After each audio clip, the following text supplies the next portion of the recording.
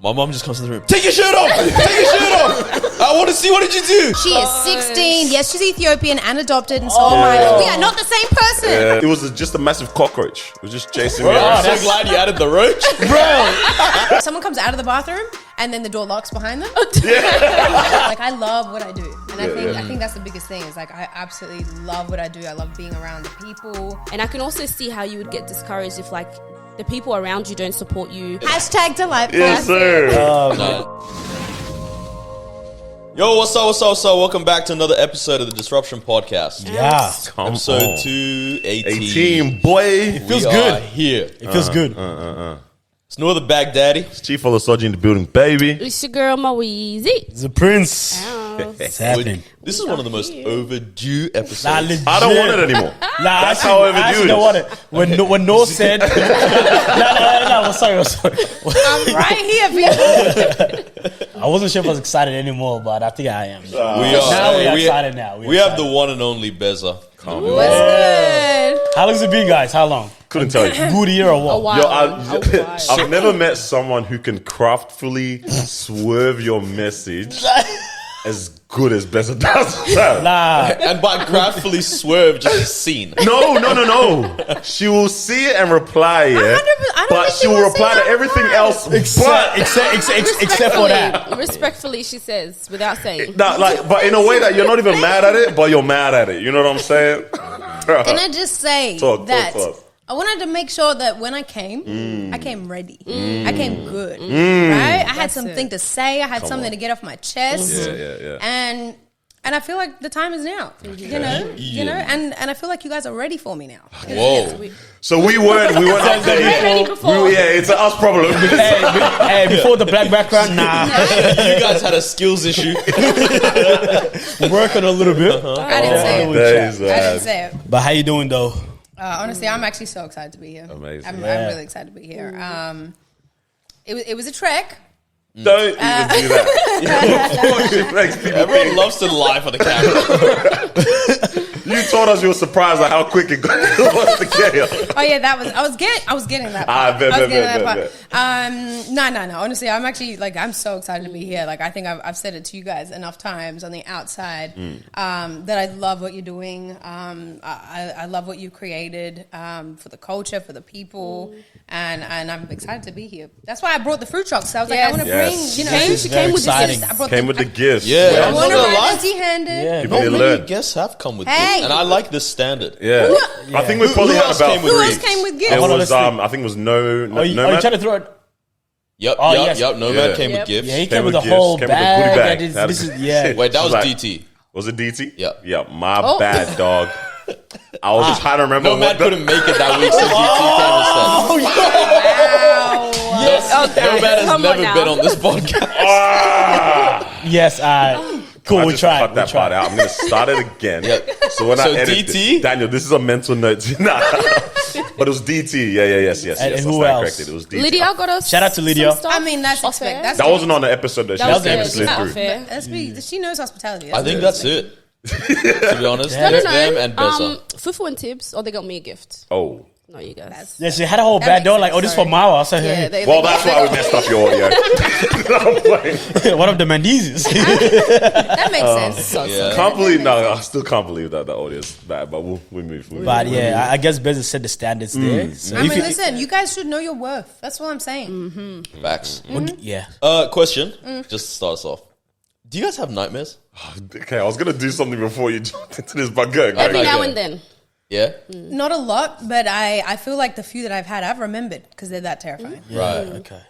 Has anyone had recent nightmares? Not recent, but Not I used to recent, have yeah. recurring crazy ones. Reoccurring? Like, it would be it wasn't like it was happening. Were you trying to just change my pronunciation? Your pronunciation? I thought, yeah. Wow. begun. Okay, can we kick her off this episode right now? That's a wrap. Reoccurring nightmares, but it wasn't like it was happening like regularly. But it was the same. Anytime I did have a nightmare, it was the same one. Does it I'm saying. start Yeah, that's each scary. time at the same spot, or is Yeah. or does it start where you finish the last? Nah, dream? it's just like the same spot and it just runs back in. The same dream over and over. Yeah, so it was just a massive cockroach. It was just chasing me Bro, around. I'm so glad you added the roach. Bro, I'm not gonna. It sounded so serious until you said that. Just a massive cockroach. Yeah, that's it. It was chasing me around. No, but no, we haven't. What? Like too much emphasis? That's what I heard what you said, because he just emphasizes that word. How else do you guys say cockroach, man? Yeah, cockroach? Like what? What do you want me to do right now? You guys tell me. But that was the dream, yeah.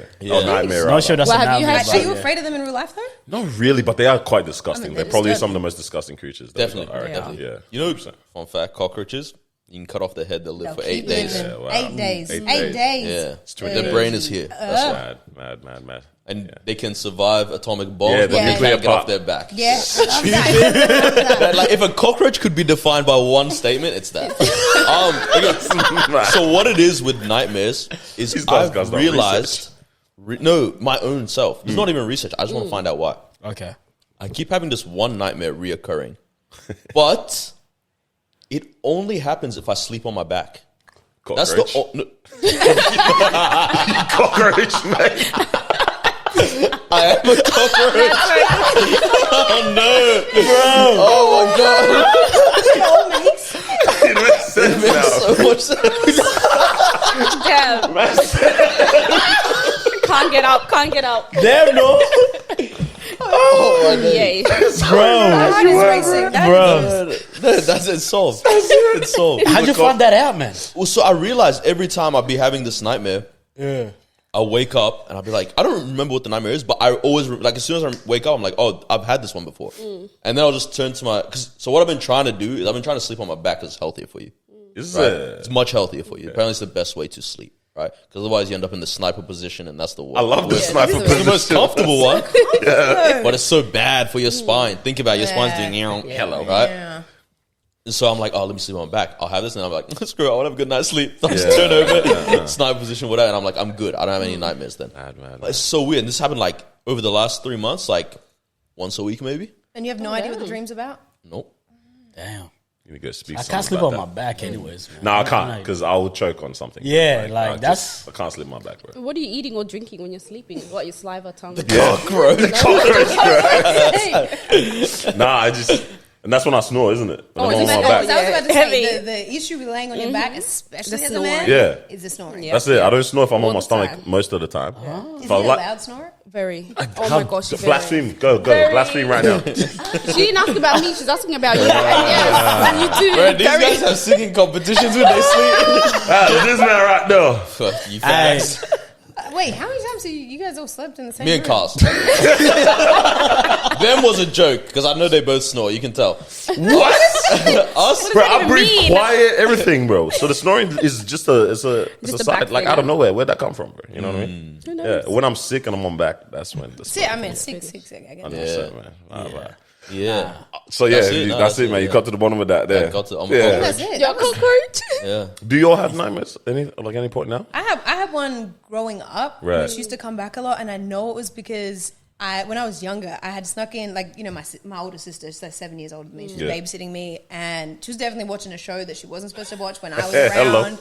And I was doing that whole, like, creeping through the hallway, and, like, I'm meant to be asleep peeping. or something, Yeah, and yeah. I'm, like, watching from behind the wall, and it was...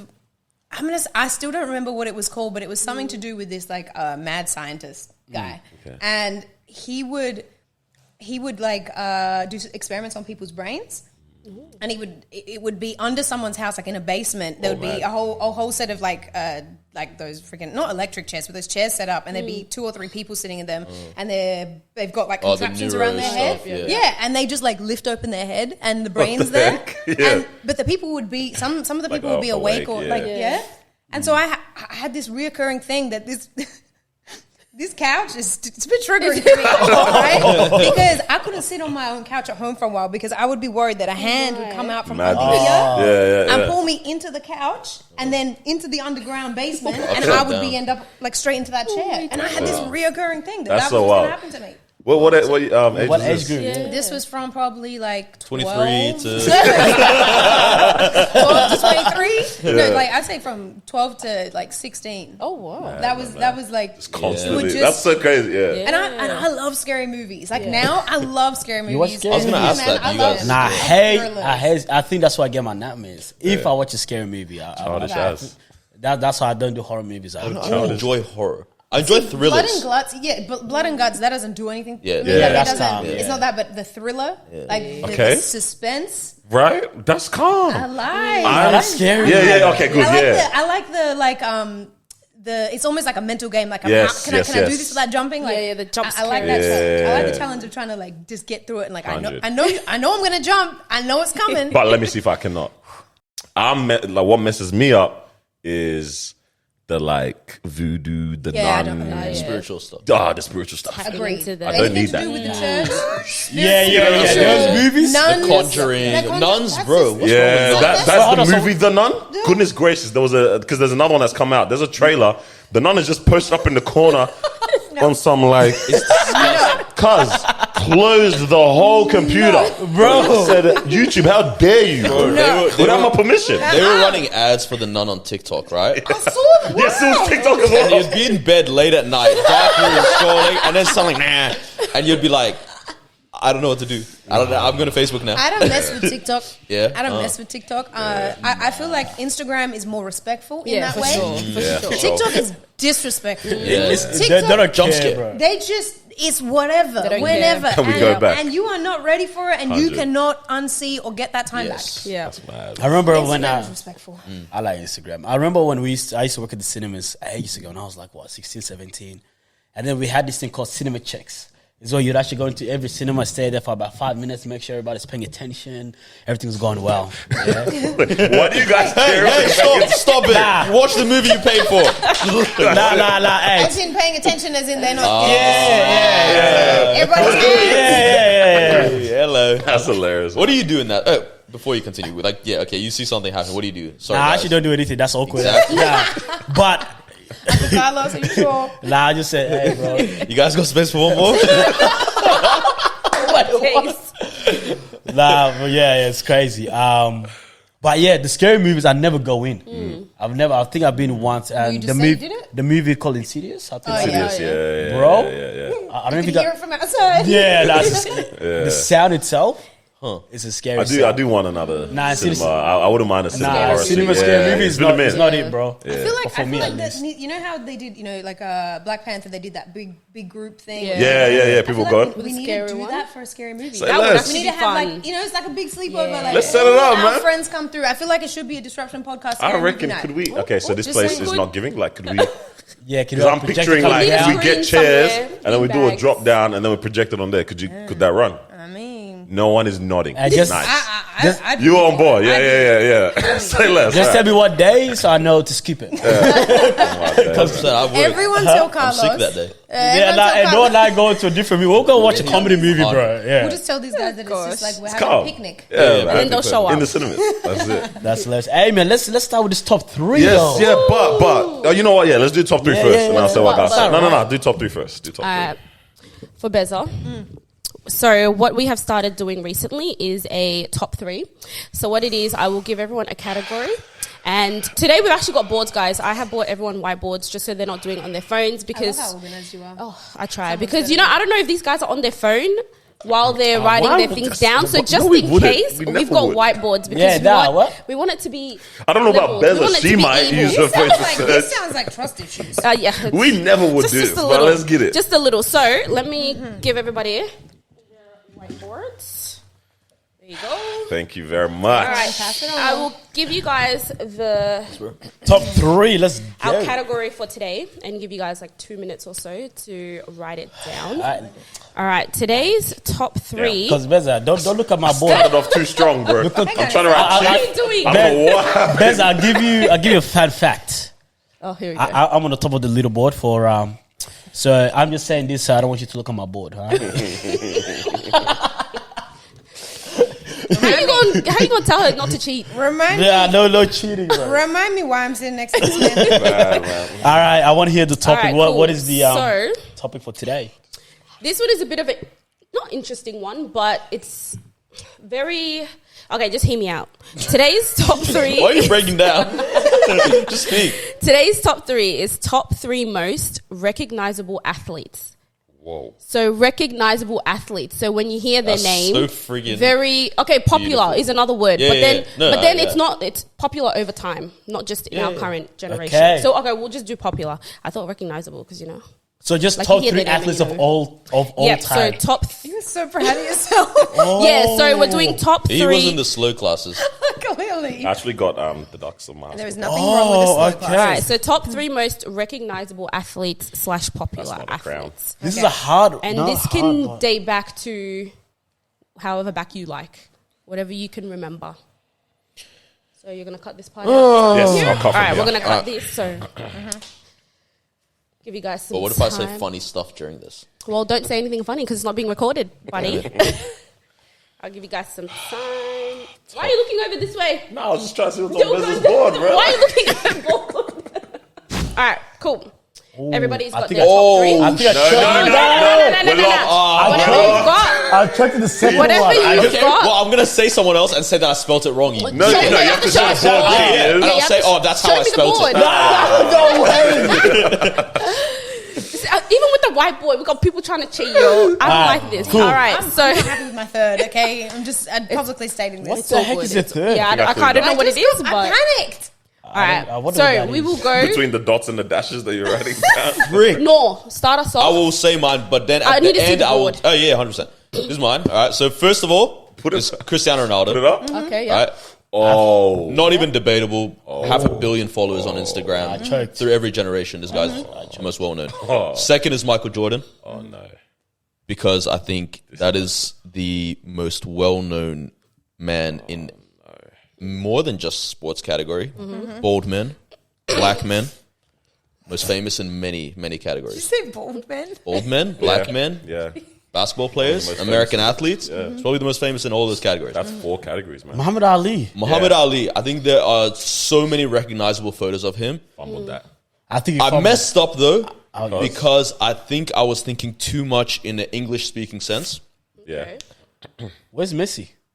Where is Messi? I think Messi? these guys just beat him. All right. Muhammad Ali beats Messi. Yeah, I think Muhammad Ali, because you're thinking generations. Think about how many people knew of Muhammad Ali that died and don't know about Messi. My parents grew up knowing Muhammad Ali. Not that they're the worst. It all depends on where she get. Where I'll tell you guys who I missed out on at the end, but Okay. I want to hear Castle's. Kalows. Similar to yours, I had Messi first, MJ, and Mr. Turn it to the camera, dog. and CR7. Okay, that's a good shout. Very nice. Gosh. That's in her code. So what you got? What for you got? Irvin, So, The second Kobe. Wait, okay. Look, can you Let her read it out. I want to understand your thinking because you titled it Team. Hey, show the camera, man. Hey, show the camera. They're gonna zoom in on this. listen, first of all, I was gonna call. Goodness I was gracious. gonna call mine Team Carlos cheater. Team Carlos cheats, but then I didn't want to be too mean. You should have So I done just it. left it as team. I'm happy as Team B. No, I don't want to be. Love it, love I don't want to be. I don't want to be a bully. You No know? team A, alright. All right, let's hear these three. Beef of Beza genius. So Alright, what we got? I put Messi as my. That's a lie. Actually, I put, That's gonna. I put, You put M. That could go for Messi or MJ. I know, I Aye. did that on purpose because I was like, depending on how I'm feeling at the time, I'll decide. But no, I definitely put MJ first. Okay. Yeah. But I was tying up between MJ and Messi. Okay. So we good got shout. MJ first. You know how yeah. my brain works is basketball. Yeah. Like it's so basketball centric that I forget that there is a world Other outside sports, of it. yeah. Outside of it. And That as it's soon not as I even in the get- top 2 No, biggest and as sports. soon as I get outside of like the basketball world, You I'm realize. like soccer, football, Yeah. and that's all. Like, and I'm like, and I know, I am fully aware. I would say Someone soccer is messed the up. number This sounds one. like a lot of explaining. She's trying to get to Lot of why. explaining. You know what got this, the this names. is what this is telling us? MJ, Kobe, Brady, but I fucked up. Okay, Brady? Brady's a good yeah. shout can if see- this I was an can- American Yeah. list. Yeah.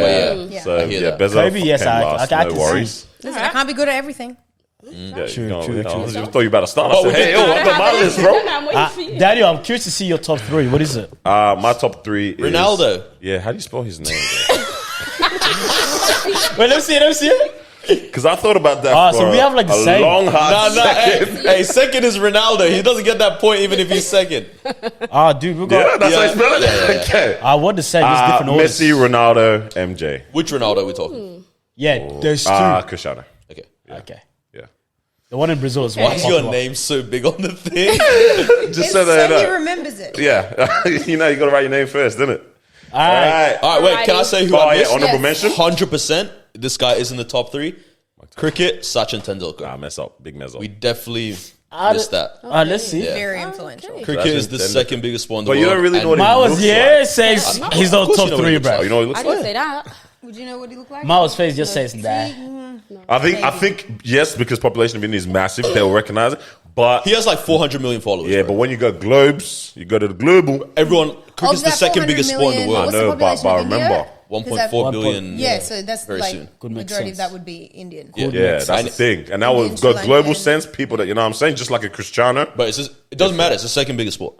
Hando in India. No, in the world. Because of India, sorry, is what I mean. Okay, That makes sense. let's lay it to rest. Hey, Mal, can you start us You're top arguing five? for me. Mal, can you finish our top five? I want to hear. Friends, it's okay. Let's lay it to rest, please.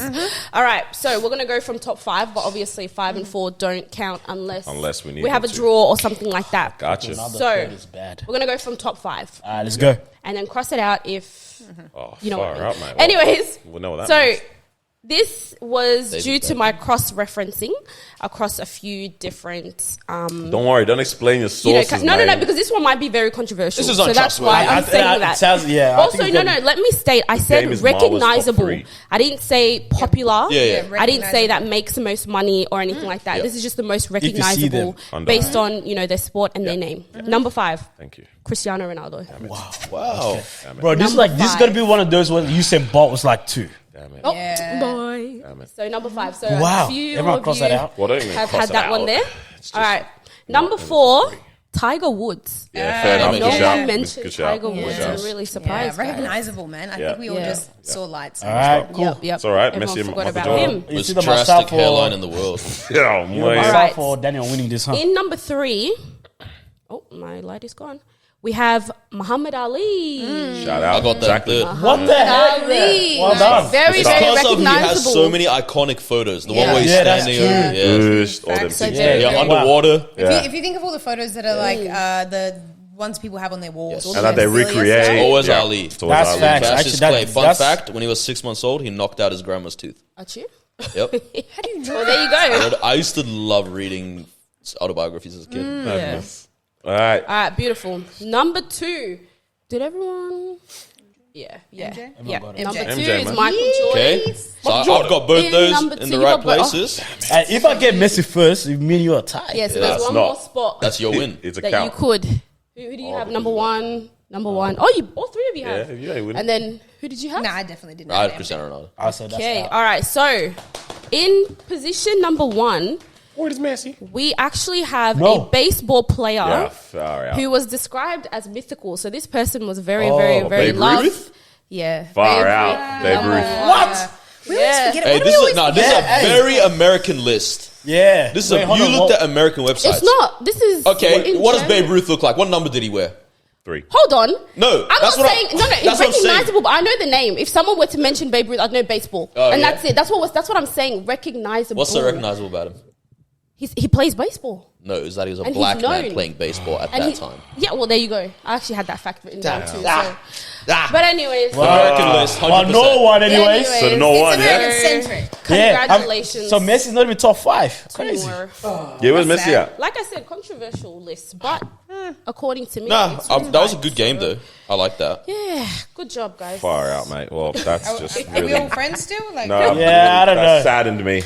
Yeah, saddened I'm me. very upset, but that's. Oh, I'm finally on the leaderboard. Yeah, you're on the leaderboard you're on now, the yeah, man. hey, look, the pressure was on you, I needed Kev. that shit. I mean, needed that. on soccer, football, Yep. whatever. What are we calling it on this? on this- Football. It's Football. like a football. On football. Have you guys been watching Miami? No, not. Yeah, I haven't Not watched since this the first game. 3 weeks. There's the Just highlights. the highlights. Yeah. Yeah, what are you? Have you seen his highlights? Yeah, it's Like ridiculous. Messi's? Yeah. This guy's Like, like, they're fantastic, taking yeah. the piss. Scoring goals in 2 minutes, man. Okay, so they did like an analytics of him on the field and like how far he runs. Yeah. The entire time. Oh, yeah, he's just in a If pocket. this is like the middle and this is his side of the goals, he is like maybe around here. Yeah. And he does this, walks this way, walks Yeah. this way, walks this way, walks this way, and then sprints there. Yeah, That's goal. it. He walks Yeah. all Yeah. the Nah, it's entire mad. in this wow. little radius. That's retirement for He you, man. walks, but the thing is, someone was like, you know, people were like, oh yeah, he's so like over it, like he, you know, he's taking the piss, blah blah blah. But then other people who like I guess are a bit more analytical about the whole Yeah. thing, I'd be like, no, he's conserving his 100%. energy because when he goes, he's a freaking rocket. powered, When he goes, right, yeah, but yeah. he is watching every single thing that happens, Yeah. and you can see on his face. Nah, it's yeah. not what- I it's saw like this- I his saw the brain clip. is just going, and the next minute it's like 6 goals later. It's kind of Yeah. crazy. It He's is- genuinely the most like you know that there's that tier of athletes where it's like you are the most exciting person to watch do this ever. It's like there's very few of them, and he's definitely that. It's just like biologically you shouldn't be this good at this. Yeah. Like you're not. wild. The build isn't there. The everything's it- not it- there.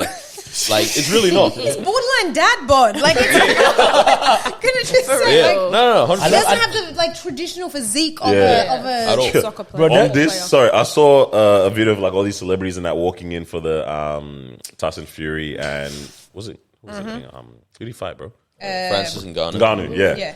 Yeah. Tyson Fury and Ngannou fight, right? And I just saw all these celebrities walking in, Lil Baby, Kanye, who else Eminem. came there? Eminem. Guys, Cristiano Ronaldo looked, he was looking good, bro. Like, the build, I said, that's crazy. No, he's- The drip, fam, he had this 2-piece going on, bro. Yeah. Like this little blue bro, I said, Taking care of whoa, himself. what Yeah. money? This is money. This guy's This is serious guy. But in terms of Serious guy. physique, like when you talk football, like Bro, Cristiano Ronaldo Herbalife. was made for this. Yo, it's Herbalife, it's bro. very much Dog. greatest pyramid scheme of all time. It is, really is.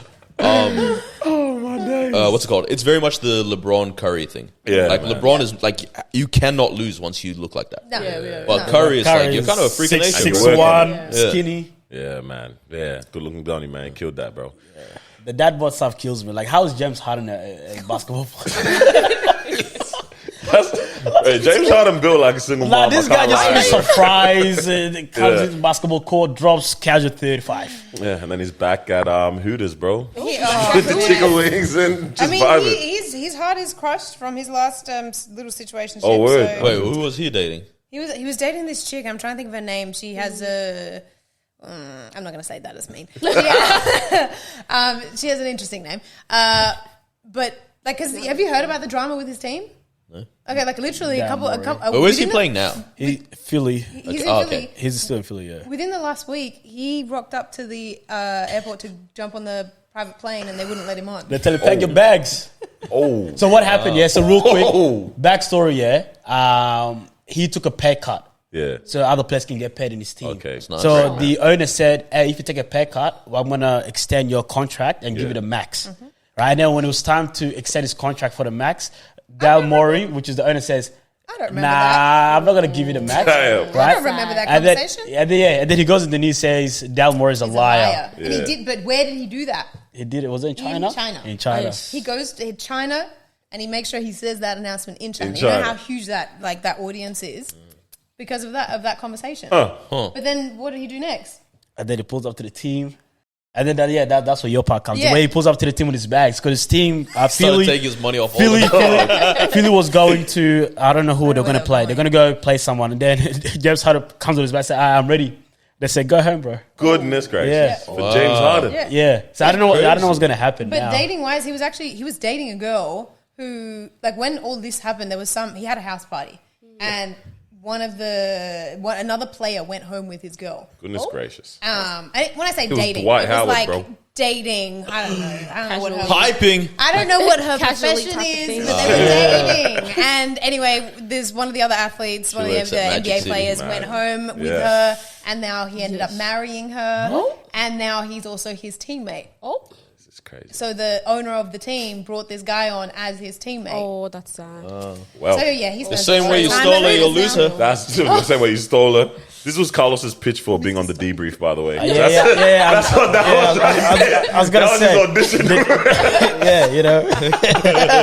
Carlos trying to get But he had all the information. You see how I laid That's the the ground? first time he's come with legit facts. That's what I heard him say. And you can click here to subscribe. Someone's been doing his research. It hasn't gone unnoticed. Hey, so what are you saying? What do I need to do to jump on this show? So what do I need to wear to match your jacket? She said, get a hat. Kevin Green the hat. facts, the match. How did Interesting. you know I was going to be wearing green? I just knew it. I saw Pearl your story. I necklaces, said, both yeah. That's a co-host right there, man.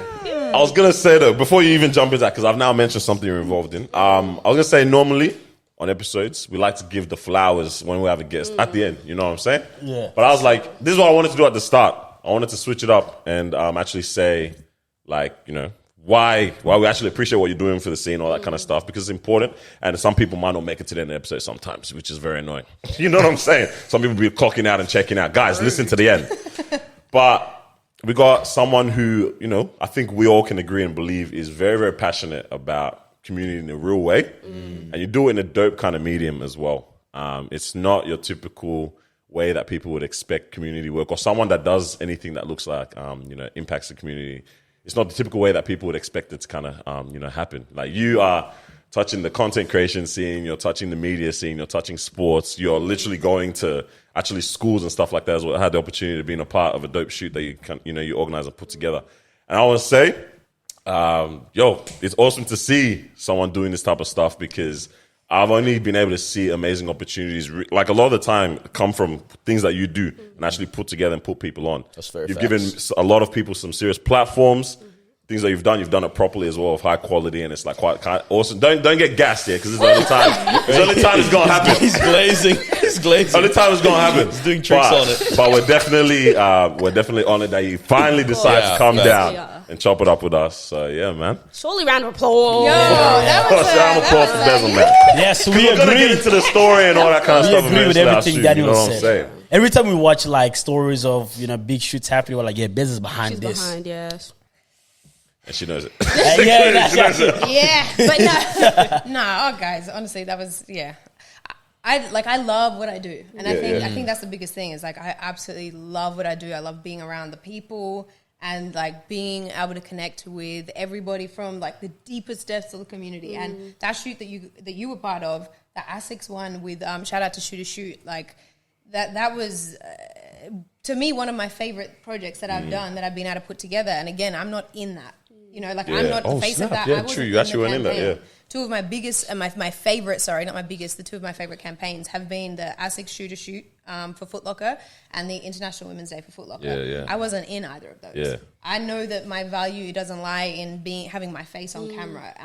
It lies in the fact that I can keep the door open for everyone else to like come in and show their creativity. And you know, like even Promised Land, like, you know, I got the opportunity to go up there and MC, and it could have been just me. True. It was meant to be just me and maybe another host, or me and a videographer. And I was like, well, how about instead of just hiring a videographer, we have three content creators, which is me, Noah, and Lulu, and we all know how to film. Navigate around like, that, yeah. I highly, like, I respect videographers and photographers, and I think what they do is amazing, but I wanted them to all have the opportunity to jump in there, because they're so talented. It's a resume builder as well, you know, it looks dope. Yeah. But absolutely, because now every single one of them be like, oh, I can charge higher because of this, or I can charge this, or I get those questions like, what do I charge, or how do I do this?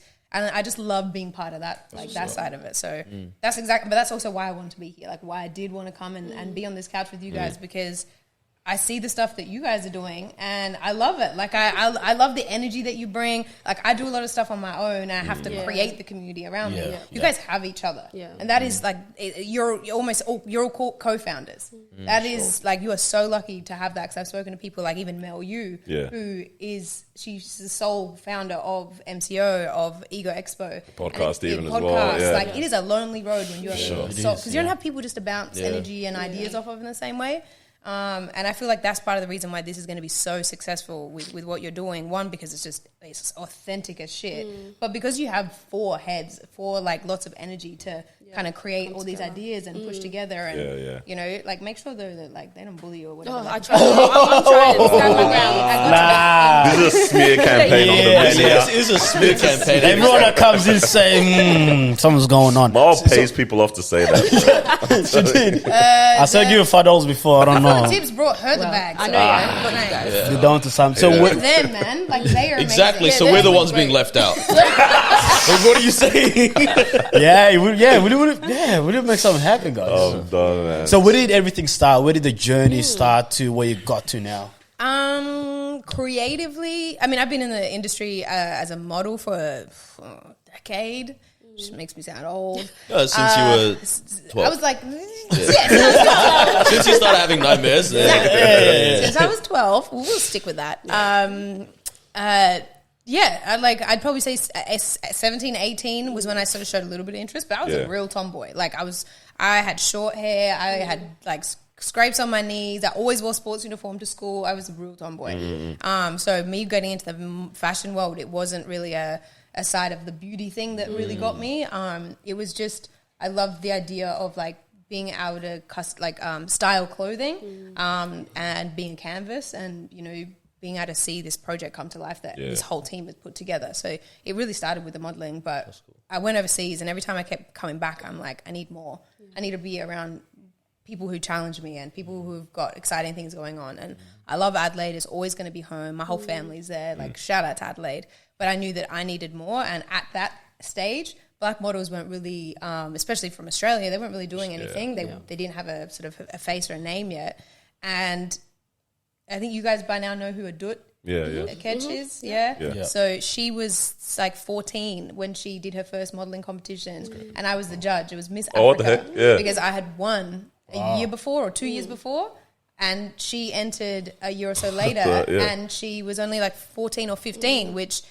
She was so young, you know, but I could see at that age her passion for it was insane. And literally, like within a year, she ended up going to be the face of Milan Fashion Week and started getting huge jobs out of that. But that was like, she was the first, literally like one of the first out of Australia. Daniel's the face of Chemist Warehouse. My guy was doing side missions and that. Side missions, man. Are we in the presence of great Talk about, man. Commercial and all that. That's we're awesome. going with Maida, man. I've heard they throw some wild parties, Chemist Warehouse. Just Is it? Yeah, I've been there, man. What was the product? Was it a product or was it? Nah, they didn't pay me enough to get that shout out on this, man. Anyway, You can find it on YouTube. That guy said, I'm not doing it. Wait a second. My contract finished. Speaking of your modelling, What? speaking of your modelling, I have seen one of your ads come up on my screen. Yeah, I know which called one you're The going Blue to say. That ad has gone around. Daniel's the face of headaches and rubbish.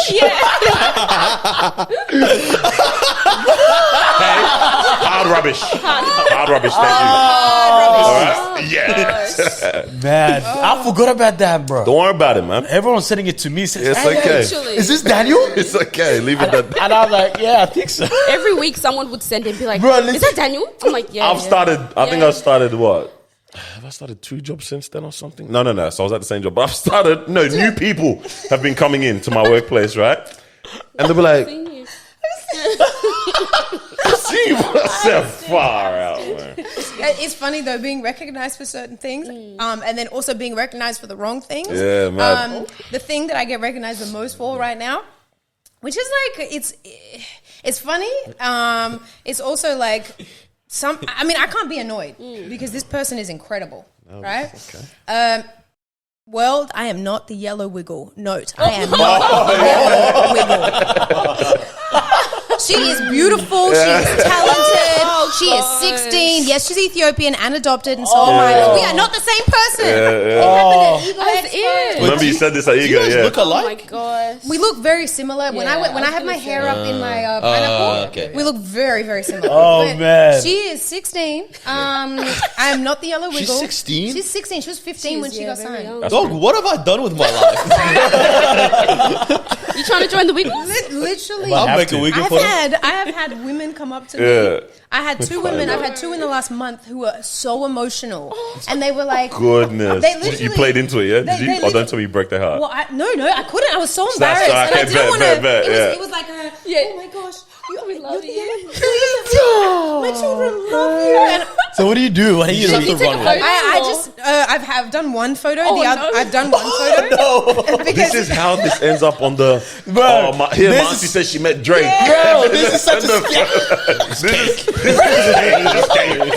I did one photo. Wow. I did one photo. The rest of the time, luckily, no, I think there's only been one other time where they asked a photo and like it was the perfect timing where I was like, oh, I actually have to run. Sorry. Yeah. But I gotta the go other wiggle, man. The other times I haven't asked, Pal. but it was because it was the 2 times in particular. They were so emotional, and it got like I was couldn't like, say no. I didn't even get a chance to speak. And if I say no now, you're gonna feel It's stupid. orcs, yeah. And I'm just gonna run with it because this means so much to you. And then I walk away and I'm like, Disgusting. what have I done? That's so dangerous for her though, because like you could go out, have a wild night, I know. and if someone takes photos, like, yo, the yellow photographed. wiggle lost him. Can I just say that's also happened? Oh, God. There is somebody in Melbourne, someone in Melbourne who people think I look like, who spends a lot of time at clubs. Gotcha. She may have also, let's just say she's been in the club scene for a Snorted long a time. couple lines. She's been in the club scene for a long time, and people think I'm her to the point where they're like, oh, like people that I don't really necessarily want to associate with because they're party animals, and I know what they get up to, and it's just not in my. That's not you. It's not you. That's It's fair. just not me. Yeah. Like, if that's what they want to do, sure. But like this person in particular went through. I don't know what they're doing anymore, but went through a serious party stage to the point where it was like. I was like so uncomfortable the second someone would look at me. They would look at me and I'm like, nope, I'm not her. It's not me. It's not me, I swear. annoying. But so what do you even do? Can you imagine she sends a message? Hey, you're actually ruining my reputation. Sort it out. Like, get your life Change your together. hair, change your surgery. face. Sort it out right now. It was like, it Bro. was on some like other level-ish. Wow. And I was Mad, like, mad. please. So there's like 2 opposites of like being in this industry Yeah, of like, yeah. I will, listen, yellow wiggle, I will take that. Yeah, like, yeah. Sahai is amazing. Yeah. But the other side of it, it's like, It's not really it's lining just up. not, it's not really lining up. That's very interesting because I mean, Daniel was mentioning before, you're in like a lot of different scenes. You work with a lot of, big companies and all of that. Like, how careful are you with what you say and what you do? I definitely, that? yeah, look, that's a good question. I definitely have, I'd say probably more so over the last, probably since lockdown till now, I've been like figuring out like what's important to me, what my stance is on certain topics, and what I want my brand, my legacy to be. And like, I don't work with brands that don't align with my values, like straight out. If you don't align with my values, I'm not gonna work with that brand. Now, you can get tricky with that because underlying things, something that a brand did 20 years ago, or one person within that company. But on a major level, on a major scale, what the brand represents is important to me. So I love working with Foot Locker and all the brands that are underneath them because they're so open to the ideas that I have. They're so open to working with any creator that I am willing to bring in. It doesn't have to be just an influencer or just like a TikToker or whatever. They're willing to go, cool, this person doesn't really have a lot of followers, but you said they're creative and that you back them, then we trust you. That's cool. Like that side of it I love, but it's definitely been like a process. Like, and even right now, like I made a post 2 days ago, I think it was, about the situation that we're in. And I know something that like my mom and my partner both were like trying to chat with me about like how I felt about right now and how to navigate it. And, am I worried? They weren't telling me not to do it, but am I worried about if what I say and if it's going to affect my career and the job opportunities? And I was like, I thought about it for sure because the people I care about and they wouldn't be saying it for no reason. But I was like, hell no, because if right now in the world that we're in, if I can't say that humanity comes first and that that's what's important and that's going to then trigger me not getting a job with a company, then that was just not meant for me. That job was not meant for me. At this stage, I've been really lucky and I haven't had any sort of negativity from that post. But it was definitely, I had a moment where I was like, okay, it's not a career-defining moment at all, but it's just a moment where I was like, okay, I need to kind of make it really obvious. You're drawing a line in the sand. Yeah, I need to make it that really can have obvious. consequences. And anyone that wants to message me or DM me or whatever, that this is where I stand. It's very public and very obvious, and if you've got completely different views, either one, don't bother messaging me because I'm not interested, or Like, don't try and convince me otherwise, because I'm very firm and comfortable. Clearly told you where I'm at. You know what I'm saying? It's just it takes time though. Like as I said, I just turned 30. It's taken. young. It I don't didn't know if happen it's a clap up instantly. moment or not. Yeah, don't clap that. It's taken a while for me to be this comfortable and this confident. Like, I don't expect someone who's like 18 to be like, to make that stand. Yeah. But at the same time, like, I'm not gonna sit here and clap what I'm doing, because there are journalists over there. There are journalists in Palestine right now. There are people who are on the ground. They're the ones that deserve the handshake, the clap, the pat on the back, the awards. Like, they're doing the hard work. I'm just like, I'm here. I get to keep working. I get to come here and chill with y'all. Crazy, right? Yeah, the comparison, because that's something I remember I wrote something as well, and that's what I was kind of addressing, of like, it's so wild that we live in a world where you can have such stark realities of things. Like, I don't think we could actually ever wrap our head around that, because we've never been able to be exposed to that, like on a great level as we can now, right? But I'm like, damn, I can really be taken to a point in time or taken to a place and seeing what's going on, and then I'm transported right back to where I'm at. As soon as you switch the And my day, and then I'm now pressed about a deadline. You know, it's just such a. I don't think it's a beneficial mind state that we have, but that's just where we're at right now. You know, in this current state of society. But it's crazy that we look at that and think it's normal. Like, we actually have to say, yo, this is a wild reality to be in. Not as wild as literally facing life and death in front of you, living it. You know what I mean? We can't ever take that away from that. It's been hard, but to it is wrap my very head around. crazy on even just in this state to be existing in that or seeing that. It's mad. It's mad for sure. Yeah, it's a wild one. But yeah, I saw you took that boldness and you put out your you said your piece. You even took it back to like a bit of your even your own history and things like that as well, which we can get to and talk about as well. But I think there is something that becomes very liberating when you let everyone know where you're at. Like you just take a stand on something.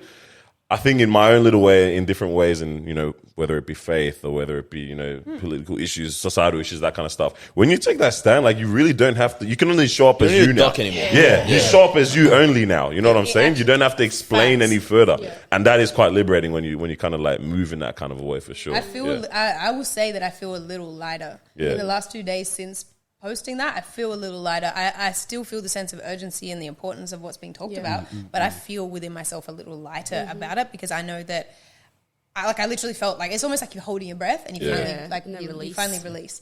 And now it's like, okay, cool. Well, it's been said, and now I just keep forward on that thing. I don't need to figure out how to curate the message or whatever it is. It's out there, it's said, and now I'll just keep posting what I want to post. If you're still on this journey with me, if you're still following me, then you're on the same path as me, But I'm also like, I'm not the type of person that sits there, and it works for some people and it doesn't for others, who will very much be like, F you and your opinion. You either have to agree with me or you don't. This is my page, blah, blah, blah. And, be very somewhat antagonistic about everyone else's point of view. I don't care about anybody else's point of view. Like, straight, I don't care. You can have your opinion, but for me and my page, I'm going to be focused on what's going on right now. I'm not sitting here. I'm not going to sit here and hate on the other side. I'm not going to sit here and abuse anybody that believes on the other side. I'm just focused on like sharing the information that's there, sharing what the journalists are working their asses off every single day to like in the threat of death, literally. I'm going to share that information and share ways. I think the biggest thing is like how people can help. The going to the marches or like signing petitions, that stuff, like I'm just going to focus on that. Whatever I can do from home, whatever people around us can do from home, I'm just focusing on that. Sure. It's empowering stuff for sure. I know, like me looking, I'm like, yo, man, when I see people taking a stance. Ultimately, you know what I mean. Let me rephrase. I like when I see people taking stands for stuff that I agree with. Because when I see people taking stands for the things I don't, I say, shut up. You know what I mean? I don't hear it. But it's empowering when I see it. Like, you know what I mean? Because very much so, people that disagree with you are also living their truth. Yeah. 100%. And it's like, that's, I don't know, what can you say to that? You know what I mean? That's where it gets techie. I think that 100. Yeah. What do we think is the main reason for people not taking the stance On things. I mean, exactly kind of what you mentioned before, and of implications that people might see. Yeah, there's definitely, I think the implications are one side of it. But the other thing is like, okay, we all saw within the last day or so that a certain Friends character passed away. Yeah. Right? Mm-hmm. That was, right? Yeah. Bro, you didn't get it yesterday? Oh, he's kicked off the debrief. Bro, yeah, he's debrief. He's Off the gone now. debrief, bro. Oh, okay, You would have yeah, seen No, wait, it tell us which somewhere, one. Surely. Michael. Michael, yeah. Oh, yeah, he's lost his mind. Because he had a Yeah. Friends shirt on yesterday, right? Well, I thought And we told him, bro, bad timing, dog. But he didn't, I don't think He he clicked. probably didn't know this. Wait. First of Was all, he- was he there's wearing a nobody Friends called t-shirt? Michael on Friends. None of the actors are even called Michael. No, I'm not talking about his name on. Yeah, he's Even lost his real name. mind. Wow. Yeah, what is his name? I think he was lost on a his show, mind. but I know what you're talking about. So that's what you guys were saying bad time. About your shirt, bro. We said bad timing, I bro. wore the. You wore it yesterday? I wore it yesterday. He didn't know better. He wore it in the okay. morning. And Okay. Yeah, towards the news came out. yeah, I saw yeah. the Okay. news this morning. Okay. Fair. All right. Well, in that's that heartbreaking, situation, yeah. right? Yeah. That situation, that is one of our childhood movies, like series. Sorry, like most people watch that growing up. Like I know blocks of that, like that I can regurgitate lines from that show, right? So many people have been sharing that. show. So many Yeah. people have been resharing and sharing their favorite memories and all this sort of stuff. Yeah. But there are also people that haven't once posted anything about what's going on man, in the okay. world. And Yeah. for me, and that's what I was trying to figure out. And I posted something on my story today that was just more like, it was just a photo of me, and then my little, like, what I wrote was a very like kind of reflective piece, just saying, I just hope that, like, I just hope that whatever position you are in right now, that like we can't go back from where we are, and I hope you're comfortable with where you're sitting. I hope you're comfortable with your decisions, and you're good with where you are. Because to me, it's like if you can spend 3 posts on like this person, but you don't want to talk about or share the 8,000 people that have been killed, it's like that's. Yeah. But I realize not everyone posts the same way. Not everyone wants to put the same emphasis on their 100%. socials, and you can't hate on somebody for that reason. I was even going to say, or is it just because I guess some people it might be a thing of like it's not affecting me directly. You get what I mean? So it's like if it's not affecting me directly, why am I posting? Whereas But I they're mean, neither posting is the that. friends one because that elicited some personal type of attachment feeling. to it. Yeah, fair. they had some sort of Yeah. feeling Yeah. when they watched Friends. So they were like, oh damn, this character has passed away. They Whereas have an emotional attachment to it. Yeah, they had an- But they whereas, don't have yeah, an with emotional what's attachment to happening. 8,000 Well, people. it's- That's what I was trying to wild do. No, thing. I don't even Which is think it's. wild I don't to think it's the think. emotional tie. I think it's not controversial. The Friends one is not Yeah, controversial. yeah. Yeah, of That's course. a part. So Yeah, there's yeah, no yeah. controversy. Like it's like yeah, you let's won't say get backlash for posting about it. 100%. Like if it was a political figure, that's more controversial, right? Even outside of this political issue. So I think that's where it kind of like, just to play devil's advocate kind of thing. It's like, that's where I can kind of get it in that like, it's like, yeah, like who's going to say something about me posting this, right? Whereas the Palestine and Israel conflict, it's like, of course, I have my opinions on it, whatever, but it's like, whichever way you look at it, it's a political issue, so it is there's controversy Yeah, regardless, there's always right? going to be a different side. And I think some people are also like, yo, I'm actually not. This is not an excuse to stay in this place, but it's like it's a fair place to start in. Of like, yo, I actually don't know enough to talk about this. If someone questions why I posted this, And that's why I told everyone, you have no excuse. you don't have an excuse. Yeah. You can't But educate then, yourself. because there's always this conversation recently about like DJ Khaled and Drake, right? About the fact like neither of them have spoken about this Okay, issue, right. right? Yeah, I didn't- Drake yeah. being Jewish, Right. right? Haven't been the most And influential. Khaled being Yeah, the yeah. most famous Arab, and also he's Palestinian, right? Right. Okay. And I was talking about it with my sister this week, and I was like, trying to see like potentially like, yo, on Khaled's end, like why would you not? All this kind of stuff. And I'm like, it is tough in a weird way. I'm like, at the end of the day, I can't come to a thing where I'm like, yeah, 100% makes sense. Why not to post, right? But I'm like, I can kind of get it if you're like, yo, this guy has an empire, right? And it's not about him and his wealth. It might be. He might be greedy. He might be selfish. He might be. But if I'm paying $10 million worth of salary every year, right? There's people that literally rely on me to support their families. Yeah. And I've got deals with Jordan Brand, and I've got deals with Live Nation, and I've got deals with all these kind of people. And it's like, yo, if I say something, this cuts this, I end up messing up this, whatnot. Snowball effect. It's kind of scary, you know what I mean? Like, as in, if us at our level think, oh, damn, what if someone, whatever, then it's like, for them, it's like, it's Magnified. another level, right? Yeah. Now, it comes back to that thing of like, okay, well, What's important? what's important to you, right? I'm like, as a human in general, as an Arab, and then specifically as a Palestinian, it's like, you would think, you'd be like, you know what? Hey, if this all goes, tits to the fan, tits to the roof, whatever the statement is, right? Is it the fan? to the fan? I'm Yeah. pretty sure, yeah. It's gone somewhere in the room, bro. It's tits up. It's shit hits the fan. I knew it. Like it's like, I'll just sell one of these $10 million condos. You know what I mean? And then I'll cover it for you, kind of thing. Nothing lasts that long on social media anyway. Jordan Brand will be back next year. If not, then we'll go to Under Armour. Like, you know what I mean? That kind of thing. That's why I'm like, I can't see why you'd be silent for this song. Eventually, you'd be like, hey, people would understand as well. Especially when you look at someone like Kalani, who is like, she's not just posting, she's giving her platform to journalists. She is marching. She literally does lives where she goes live with people. I feel sure she went. I can't remember. Don't quote me on it. I can't remember if she 100% went live with people in Palestine, but she definitely has gone live with Arab journalists, Palestinian people who are talking about what's happening. Like, she is in the trenches. She's like, if they're going to be working their asses off, I'm working my ass off. Yeah. So you've got like that side of it, and when you hear her talk and you see how passionate she is about it, there is nothing you could say that could change her mind. And she's like, it is what it is. But I can't compare their two wealths. And I'm not gonna lie, Kalani has a lot less to lose than Khaled. Yeah. In terms of deals and stuff. Yeah. And I think this is the really hard thing with social media activism and stuff, and when celebrities jump on it and when normal people jump on it, it's like it builds their brand as well. And I really struggle to not see that there might be a level of like, yo, if I lean into this, it builds things. Now, like, she seems sincere. I'm not going to, fully dissect her on it.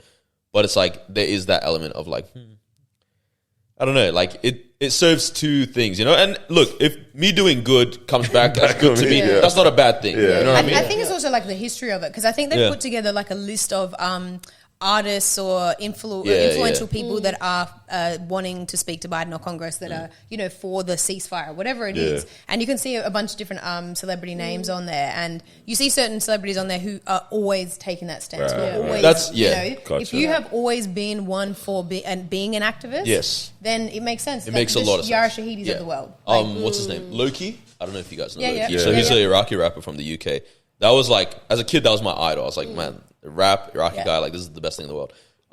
And like, since then, he'd had songs called like Long Live Palestine, all this kind of stuff. And so he's been on this for a while. And like, he did Piers Morgan this week, all this kind of stuff. And I'm like, it just like, that this is just genuine. Yeah. Because it's like, well, you've been fighting this before it was in anyone's face to this extent, So it's interesting. Yeah. And I think maybe that's partly why within my post this week, it was like, I said a little bit about who I am for the few people that I know, many people that might not know my story.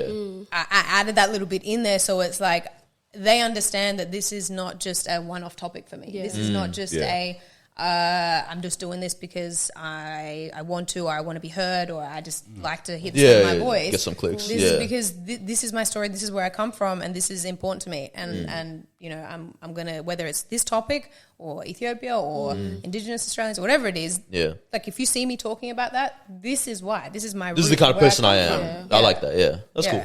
Well, funny you say that, because I was gonna read that first paragraph from that. You wrote. And correct me if I pronounce this very wrong, but I think I got it. White. Yeah, I was going to say. That's exactly what I was going to say. My name is Beza Mickan-White. I'm adopted from #Ethiopia and raised. Why did I say hashtag? My brain read it as it was. This guy is so dumb. Let me start again. My name is Beza Mickan-White. I'm adopted from Ethiopia and raised in Adelaide, Australia. That's for you, Kalows. That's for you. Now it makes sense. I left a beautiful country that suffered from famine and civil war in the 90s. Do you want me to read this next part? I turned 30 in August this year and have spent 26 years making Australia my home. And then obviously you go on into, what you talk about there. What has that life experience ultimately been like? You know what I mean? Like, coming from this, like looking at what your beginnings were, right? You know what I mean? And especially a country that has faced so much, but then also now through that, you've been adopted as well. You're growing up in a country that is not your own, with, parents that, aren't your own as well, all that kind of stuff there. And then now you've built up through all of that to now be someone that's very recognized in Australia here, but also now giving back to the community and giving back to the country that's also ultimately, raised you. And beyond that too, what has that like life journey ultimately been like through that? And when you reflect back, like, what comes to mind as well, you know what I mean? I think like the things that I would say that are really important to start with is one, Ethiopia is still going through it. There is so much happening right now. There's so much so many internal issues, and there's so much that I still need to learn, and I'm trying to educate myself on. So I don't speak too much about that because I still don't understand it. But there is a lot going on, a lot of deaths. Yeah, sure. And then two, when it comes to my family, I am very protective over them. I'm actually also I have an adopted younger brother. So I was adopted first, then 2 years later my parents adopted again from the same orphanage. So my brother is 3 years younger than me. His name's Demsor. Everyone calls him Dem. It's a pain in the ass. I call him pain in the ass. No, I love him. He's a couple of years younger than me, lives in Adelaide. And then for my parents, it's one of those things, I'm not going to correct you because I know you didn't say it in a way that meant anything, but I'm always like, they're my family. They are my parents. 100%. They raised me. They taught me all my values, everything of who I am, and the reason why I'm so passionate about how I am is because of how I was raised. We were raised in the church. They would help refugees growing up. So we had Syrian and Middle Eastern families that we would help. We did like barbecues and lunches and picnics. This is in Adelaide? In Adelaide. Yeah. And we would help with finding, like, I remember Mum being like, we need to find a couch. I was like, well, we've already got a couch. Oh, no, it's not for us. It's for this other family. And just being like, trying to understand why they put so much emphasis into all this. And that was my first real understanding. Can I ask real quick? Yeah, did you know where that came from? Like, why that was a big emphasis to really be helpful in that? Like, what's their experiences to obviously what you can speak to? From what I understand, it's like it really came. A lot of it's from the core of it's my mum. My mum wanted to adopt since my mum grew up in the Riverland. She's from Renmark, 3 hours out of Adelaide. So which country's Renmark? What's happening? So apricots, the land of apricots. So fruit growing property. It was surrounded by Greeks and Italians to begin with. So my mum's understanding of foreigners first came, other than Indigenous Australians, was the Greeks and Italians. That's back when nobody liked the Greeks and Italians. 100%. They were the darkest people other than Indigenous people. Man. And so they covered their chairs with plastic, and their food smelled a little funny, so that's how her first sort of understanding of foreigners were. And her parents, again, they grew up in the church, and they were very accommodating of the people around them, and learnt from them, and learnt both the cooking and all that side of it. But Mum would see on TV the world famine sort of like the ads that would come on, and Ethiopia was the core of that, because even back then it was always about the world famine was mostly based about what was happening in Ethiopia. And so that was her first trigger, about 6, she said, 5, 6, 7. Oh wow, that young of knowing what Ethiopia was from what she saw on TV. And as she got older, it was like, well, she just was like, I'm going to someday adopt. She just said that straight out. And she got married, had my sister. They divorced, and then she got with my dad. My dad already had 3 kids, so together they have 4 kids. Oh, wow. They already had 4 kids. This is the Brady Bunch, right? Like, Cheap about a dozen, man. Literally, like, why do you need any more kids? Like, I said that to them so many times. I'm like, was this necessary? And then, my mum was like, well, I've always wanted to adopt. It didn't happen the first time. And your dad was open to whatever. My dad's a G. He said, I'm with whatever, man. I'm on what you're on. Literally. They came to Ethiopia in 1997. They came and scooped me up, and we went to Egypt first. That's and then we went. You were there with Kalows, man? Maybe. I might have been there. Who knows, man? I remember you that noise. Probably passed by in the streets. She said I'm in Australia, bro. It's crazy though. Some of those kids that were in the orphanage, other family friends of my parents, they also adopted, and they got some of those kids that were in the orphanage with me. So when my parents, you can remember? Yeah, I still know them. Yeah, so my parents came over, their friends came over, and those kids, we all left Ethiopia and the orphanage at the same time. Because I've met so many Ethiopians that are adopted. Is it true you guys have like a camp type thing? That, it's the blue song. Yeah, shout out the New Year's camp, Barmera camp.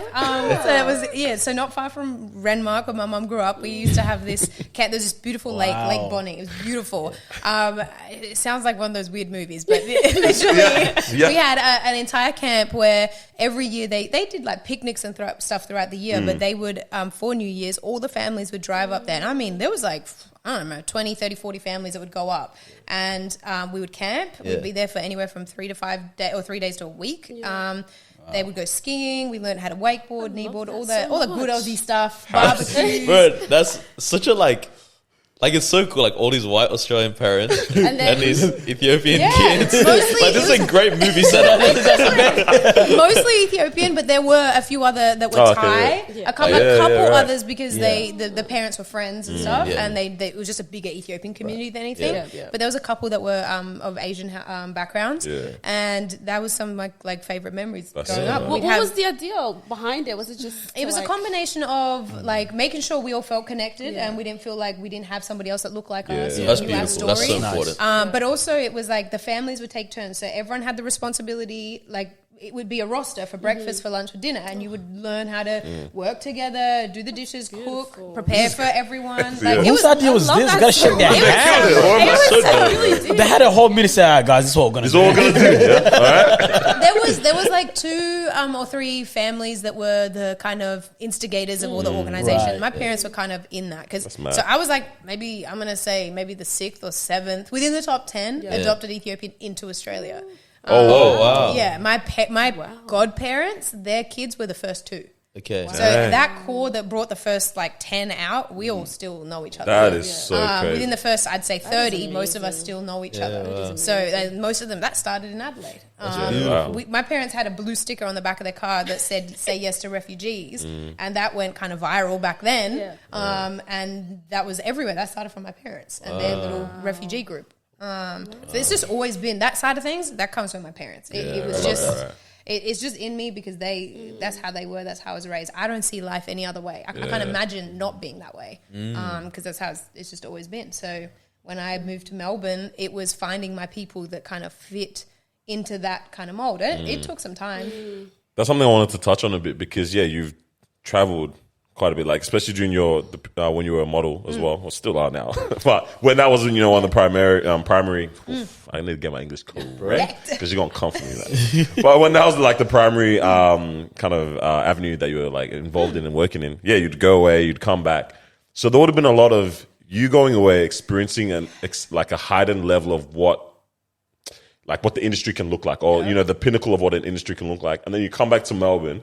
And you try to now touch base, okay, guys, this is what I've experienced, what we need to do. But everyone's not just because of how behind Australia is sometimes, everyone's just not up to that just yet. Yeah. So even now trying to find your place in terms of community or even within the industry, there's some setbacks in that regard there of trying to figure that out. Fashion Week? Yeah. Let me just leave it at that. You go to New York Fashion Week and it's like you're in Brooklyn, you're in these warehouses, you're in Harlem, and then you come back and you're like... Huh? What's going on here? And it was also obviously they've been doing that for so long, and they built that culture. They've established it. I can remember going to a warehouse party in Harlem. It is one of the craziest experiences of my life. On this, isn't Harlem the most beautiful place in the world? It's so cool. In your mind, you think it's scary, Harlem. It's the safest place ever. Look, there's probably the odd streets. It's like if you go to Adelaide, Hindley Street. I'm sorry, it's a bit of a okay? Call them out. That one listener's mad right now. That one street, there are every country, every city in the world has that. Yeah. I'm trying to think. Harlem There's is fantastic. quite a few in Melbourne. Anyway, but Harlem, of course. Yeah. If it's in the middle of the night and you're by yourself and you're down a laneway, of course it's going to seem dodgy. But there is so much beauty there. There's so much culture there. There's so much community. And as soon as you know one person, you're in. That's dope.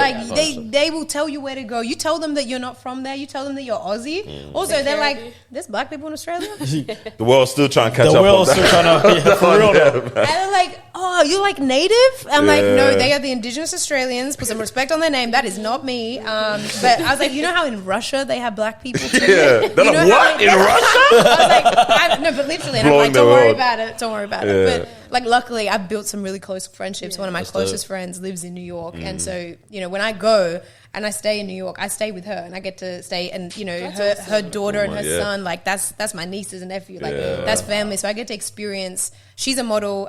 He's into music, so I get to experience from like the locals' perspective, and then I come back here, and it is each year as I've done different things, as I connected with people, it's like, okay, how can I bring in everything I've harnessed and learnt, and harness that in, to bring something beautiful for the culture here. And I think that is, I'm very close to that right now. I've just launched Pacific Dreams Collective with my business partner E. And from January onwards, we're like, there is so much coming. And the conversations we've had, he's French Senegalese, grew up in Paris, spent a lot of time in America, Miami, traveled the world playing basketball. He's got a wealth of knowledge and experiences and contacts. And we just want to do something that's fun, that's for the culture, put our people on when it comes to who we use, and just try and bring more of that international flavor here so that people can kind of go, okay, cool. Like there are other ways of entertainment. It's not always about drinking. It's not about drugs. It's, or just different types of music. But we've seen it with the Afrobeat scene. Like, of course, the Afrobeat scene here has exploded. For sure. And we saw it at Promised Land. Those artists, the artists that came here are like it's Musa Keys was like, damn, this is cool. Like people really mess with our music out here. And I don't think people expected that. But like say 5 years ago, I don't think it was the same. It would have been 3 quiet. years ago. Yeah, 3 years ago would have been quiet. It takes a while to build that, and 100%. we're here now. So just imagine, like a year from now, when it comes to the event space, we don't have to rely on the big companies to come here and throw a big party for us to do it. We can. I think so. Disruption Entertainment, Do you think we're there yet, or? I was even going to ask. Disruption Entertainment, or The way She got some constructive the way she feedback, said that's right? like, nah, you're ready, bro.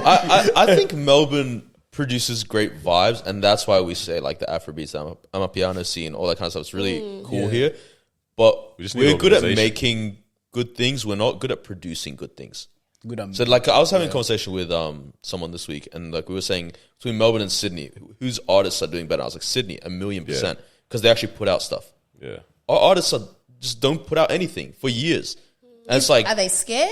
I don't know what it is, but like for example, like when Daniel was giving you a props before, like one thing I remember last year, I think August is when I hit you up before August, and you're like, hey, August, I'll jump on the podcast. I just want to get some stuff done, whatnot. But what I actually kind of liked was that like you were like, yo, let me come after I've done something. Yeah. Whereas like sometimes, you'll get hit up by people and say, oh, I want to jump on the podcast. I'm like, bro, I don't even know if you're a rapper anymore.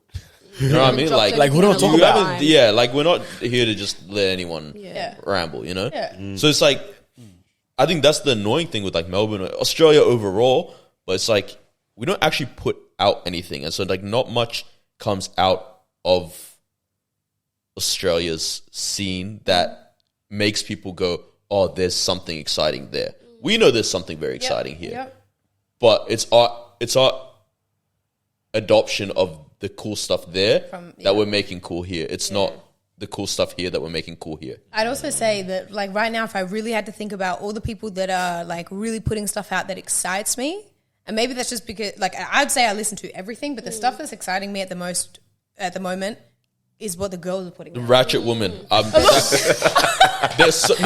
even went no, bro. I'm not being disrespectful. I think she was talking about Australia, but you're talking about Sexy Red. Yeah, that's who's singing. 100%. Wait, hold on. Were you talking about Australia? She's talking about Australia. Okay. She's talking about Pania. She's talking about Jump the gun. That took a real. That guy said, I love the ratchet. We were going straight and he just went left. Hey. But we're both going down the same direction. Different cars. Yes. cars. Let's just Different turn it cars, back very into different cars. Australia. Cars. But yes, in a sense, like you know what, whether you actually like mess with Red or not, like That's my thing. Whether you like that kind of stuff or not, she is putting stuff out there. And people absolutely. So Ice Spice, the people absolutely, Yeah. and the people that you saw when Ice Spice came here and the world went Australia went crazy. Yeah. But that's because as controversial as they are, they're putting stuff out and people want to hear it. Here, people aren't putting stuff out. And I had just watched a TikTok yesterday, an Instagram reel yesterday where someone literally was like, it was on Melbourne's story. It was on Melbourne Story. He reshared it, and it was this guy saying on a green screen with all the different rappers from Australia, all men, being like, "Where have all the Aussie rappers gone? Where are they? Like, you know, right now, like we need the rap scene to like be bumping. Where's yada yada yada?" And it got me thinking. I was like, literally, to me, because they're not all the girls aren't rappers, but the people that are putting out exciting stuff, the Panyas, A Girl, like, she's so talented. But it's the girls who have got me excited. And I agree. I'm thinking about the people that used to.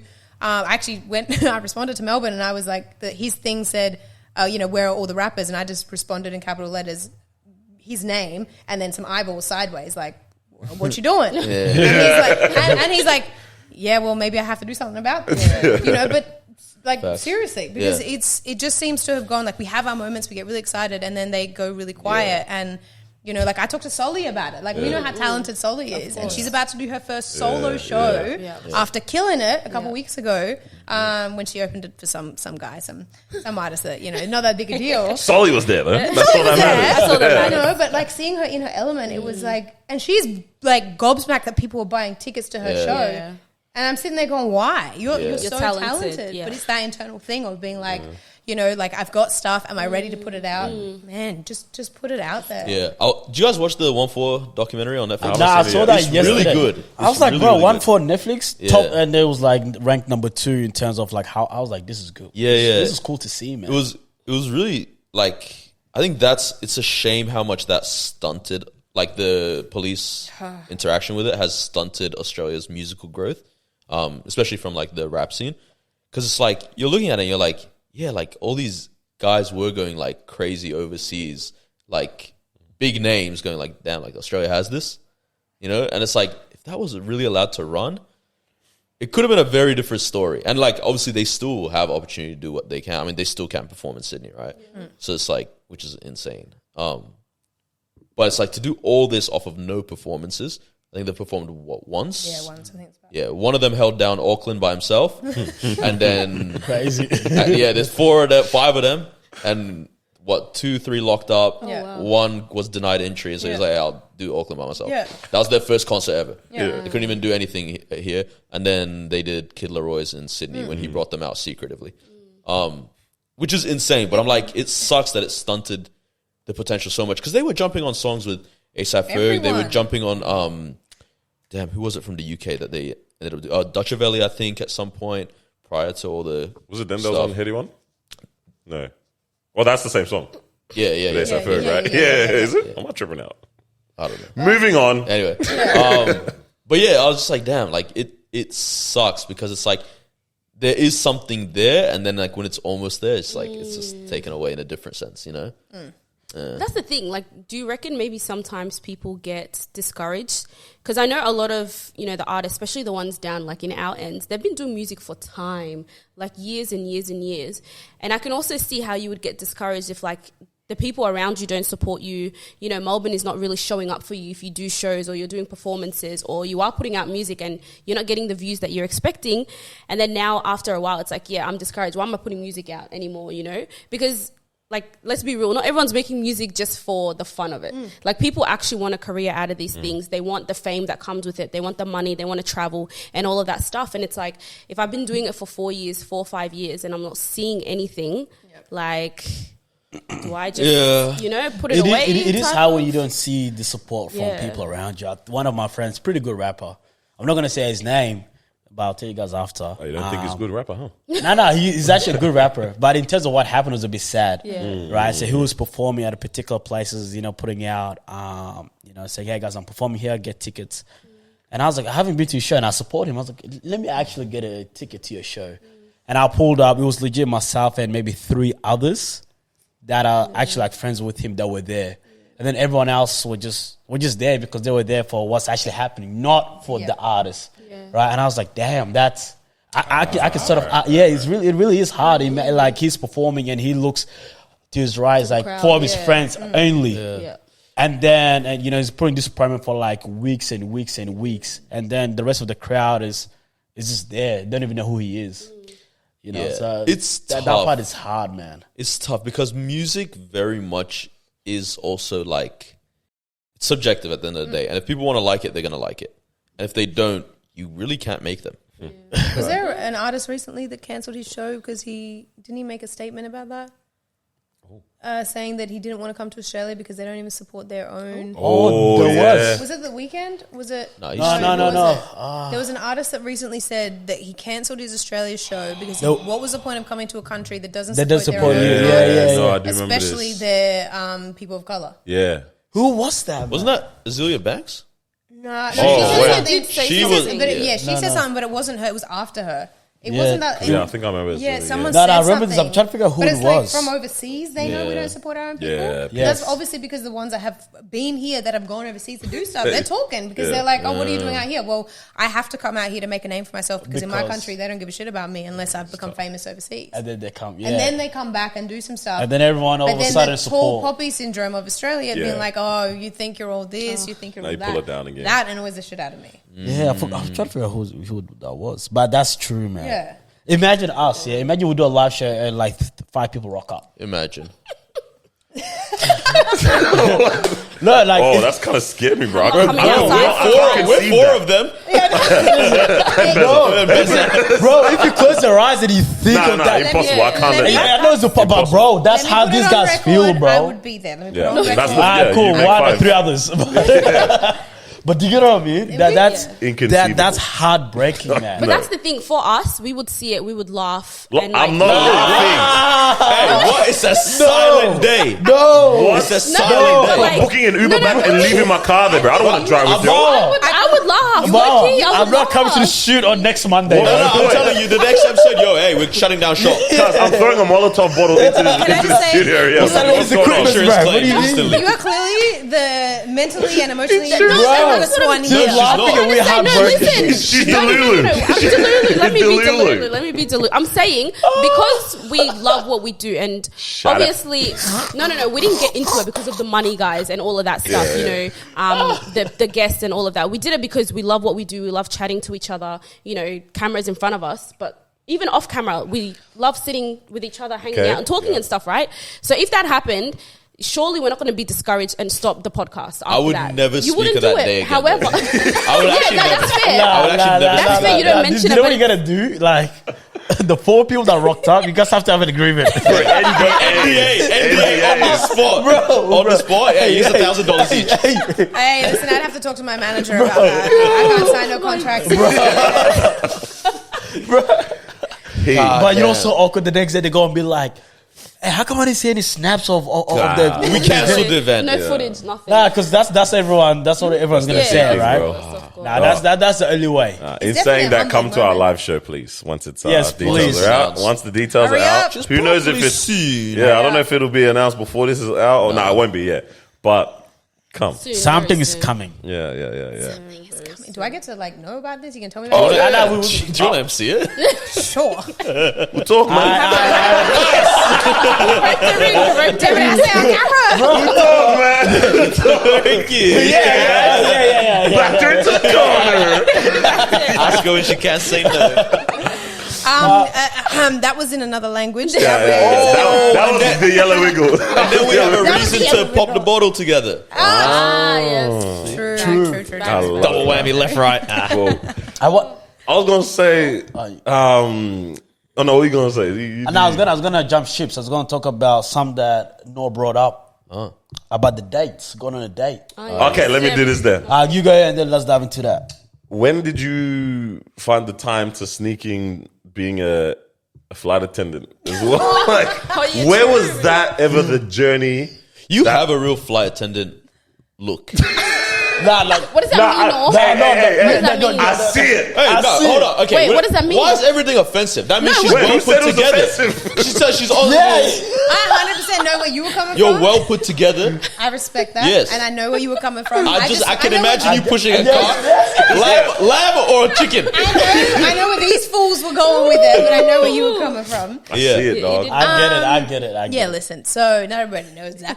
I didn't actually really post a Oh, whole snap, lot that's about not out it. there like no, that? No, I did. It was out there like that, but it wasn't something I posted a lot about. Oh, okay, yeah, and yeah. because at one point I was like worried that because I don't know what I was worried about, but that's when I decided I was going to create a second Instagram account, and it was going to be like all my like because we had a lot of fun. We had a lot of fun. Yeah, right. We were like, I was like, I'll post the stuff that's to do with my flight attendant stuff on this and my personal, because it was going to be my personal page to adjust my family and my work. Yeah. So flight attendant family, that stuff, nothing inappropriate, just different. And then I keep the work stuff separate. Yeah. And I never did it. Like I opened the account and I didn't post really. What was the handle?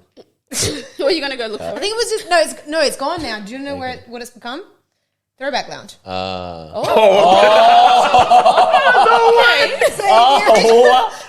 Lounge's account was off of it. So That's hilarious. The first followers of Throwback Lounge was my family. Yeah. and a couple others would be like, when did this happen?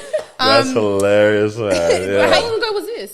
So I was a flight attendant from 2019, all of 2019. Recent. So it started 2019 until like literally just pretty much the reason why I stopped was because of COVID. Yeah. So it was a little bit of a sad story, I guess, to begin with.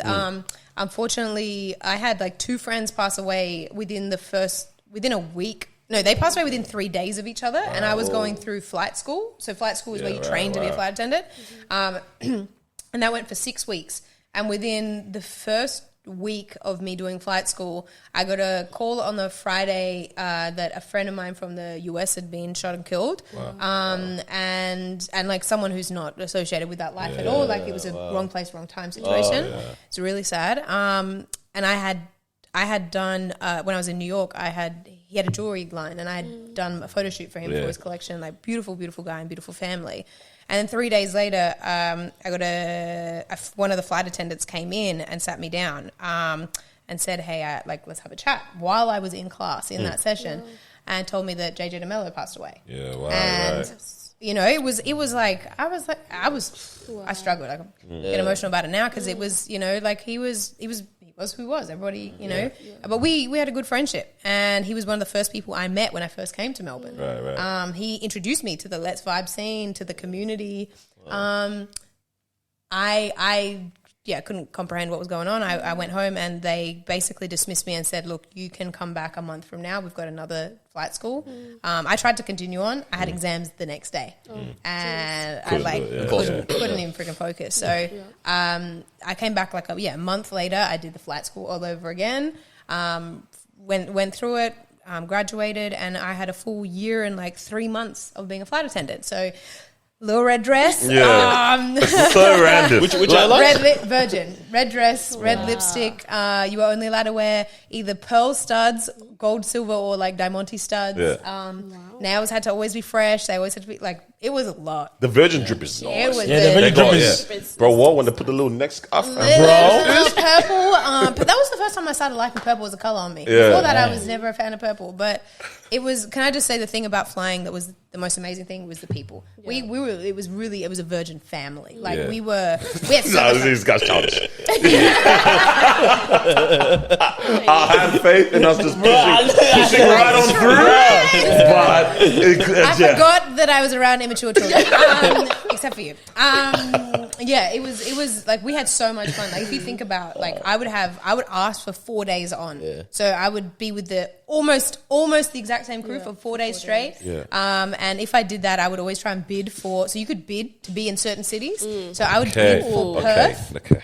So I would bid to be in Perth because if I did that, it would be an Adelaide overnight. And then Perth, I'd be there for at least at a minimum 24 hours, if not longer. And I would bid for Darwin because again, you'd often get an Adelaide overnight, and Darwin you can almost be there for 2 days depending on the rotation because there weren't as many flights. It was always warmer in Perth and Darwin. I didn't really bother bidding for Sydney because the issue is if you got Sydney, you'd often have to do 4 flights in that day or at least 3, and it'd be like Melbourne. I hated that part. Wow. But I'd always bid for the warm cities. I would always pack my bathers. This is so interesting. That's a vibe, bro. I'm like, I'm probably never going to be able to speak to a flight attendant again. So I kind of want to get into this a little bit. No, like, bro, when's the next time you're going to sit down? Maybe next flight, maybe we should just sit them down and say, hey, stop handing out the tea and coffee. Can we? If it's a Virgin flight, I promise you, those flight attendants, they love a conversation. Yeah. Like Virgin have got so many awards for customer service as the best airline for customer service. And their crew They will come and hold your That's true. babies. Oh, I love they that. will literally, like, on the longer flights, they will hang out with the baby the whole time. They love it. Like, they live and breathe their job. They're still professional and they still do, you know, they do their job and they do that, but they genuinely want to, like, assist in however way. Like, also, but, like, don't be an asshole because they will bitch about you in the back. We definitely got flamed by that one in Gold Coast or Brisbane. What What with did the she bag. do? No, it wasn't our fault. She wasn't a flight attendant. She was ground staff. I guess y'all don't mess with ground staff. Yeah, That went off at him, but that's a different story for a different day. Was it your fault? What did you do? Nah. Right. Nah, they just have people. Hey, bro, just know it's on site, bro. Yeah. Oh, I did not tell you guys what happened on that run back. You know when we had to catch the flight Yeah, from Promised Land? yeah. The urgent one, bro. That's what I'm talking about. The one that Yeah. we Yeah, that's what, yeah. The night before, I kept feeling like I was going to throw up. Oh. Yeah? This guy threw up in the toilet. Nope. Did you not party hard? I had the feeling, and then I had drinks. Then we didn't sleep at all. Yeah. And then TD. they were closing. TD after dark. Then they were closing the gates, right? And like we are To like, Promised Land? No, to our flight back. okay. Everyone was back to on the our plane. So plane. basically, It's Promised pretty Land's much in, how Beza catches all her flights. Yeah. Bro. This is what we're describing right so now. Promised Land was in Gold Coast. We stayed in Brisbane. All right. So we drove back to Brisbane. We Like went an dropped hour off the and car, bit. whatever. We didn't sleep at all, whatever. And then Daniel Carls gets stuck at the baggage, like the screening. Security check, yeah. Me and Marwa thing, and then I was like, I should probably run. And Marwa was like, yeah, you probably should. And I was like, oh, I thought we were both going to be in this. I'm holding a bottle of water. Bro, I sprint to the gate. The lady's like, yeah, we'll hold it for you. Just go through. I was like, all right, bet. My body's like, bro, I opened my water bottle. No. Threw up in Nasty. it. Left it on the side. God. Bro. Nah, bro, I was... You guys didn't know about this? No. I was, yeah. No, you you said... didn't see hazard, that bro. happen. No, you didn't see that. I was Because next to I'd you. gone. No. No, I you were did, in front, this one I yeah. was way ahead. You know when you saw me at the end of the tunnel? Which That's water right bottle after. was this? Are we talking like Fiji water where it's the big bottle and it's got the larger Nah, hole? it We was talking it the was like little- a Woolies, yeah, with a small Small situation. tin. Bro, Nasty. Was anything... instantly put mints in Wait, my mouth. Was it clear? Was it a clear bottle? Of course. Yeah, Hey, absolutely. for whoever had to pick it up. Yeah, nah, it was No, I nasty. think the thing is, because we didn't eat, it wasn't actual like food coming out, Yeah, but it was murky. And I said, "This is disgusting." Can I just don't talk to me about vomit? The amount Oh, of you don't flights like that? Did you sit next to me on that flight? Yeah, I did, bro. Damn. Why do you think I was quiet the whole time, With bro? the I said, strong breath. bro. I open He up was my like mouth this. right now. That's bad. I like to know, you ready? He's like, Yeah, there's no words, there's bro. no fear of being a flight attendant if the whole flying all the time part. No. Let me like. That's give what I've you- always wondered. Let me give you a little like thing that if you ever have turbulence, Yeah. like you don't need to worry unless you see the flight attendants Yeah, worry. 100, Like yeah. because people will always be like, oh my god, turbulence, Yeah. blah, blah, blah. And the amount of times I've had to literally sit there holding someone's hand, like Mad. going through the motions with them. I'm going to die. Literally. I found out today what kind of pilot I wouldn't trust. A pilot with a lisp. Oh. Did you guys see the video? It went viral. This guy's like welcoming everyone to the plane. He's like, there's going to be some turbulence. And I was like, goodness gracious. I'm hopping right Man's off the plane. clutching his seat like this immediately. gonna Bro, be you put the seatbelt on. There's going to be white turbulence. Nah, the person doing the video, it was a camera on them while they're Dang, man. that's But yeah, what? You, no, just like no stress. I've literally been going down the runway, down the walkway, whatever, with the car, Yeah. and we've had turbulence. And so like the rule calm. is if the turbulence is bad, you sort of wedge the car on an angle. Yeah. You put the locks on and you sit on the armchair of somebody. Now, Right. Okay. sometimes when the turbulence is really bad, you might miss the armchair and end up on somebody's lap. Yeah, it's calm, man. But like Damn. you know, like but people around you, like they fear for your safety Yeah, more yeah. than you fear. They'll be like, just sit. It's okay. You can just sit. You can sit on me. You can sit. It's okay. And I'm like, it's okay. Like it will pass. And you have to just kind of like talk them through it. It's fine. But you also have to check your face because everybody be looking at you like If you look scared, they're gonna be like they are waiting for you to react or flinch. yeah, Like if you flinch, if you like, I got an itchy nose, like why are you looking like that? What does that mean? Yeah. So but honestly, majority of the time, 9 times out of 10, it is regular turbulence. There can be rough turbulence, so it's still regular turbulence, and they know. Like That it's coming, the yeah, you the see flight it, attendants yeah, know. The flight crews already know, and yeah, like if it's gonna be really, really that bad, like the thing that happens is they change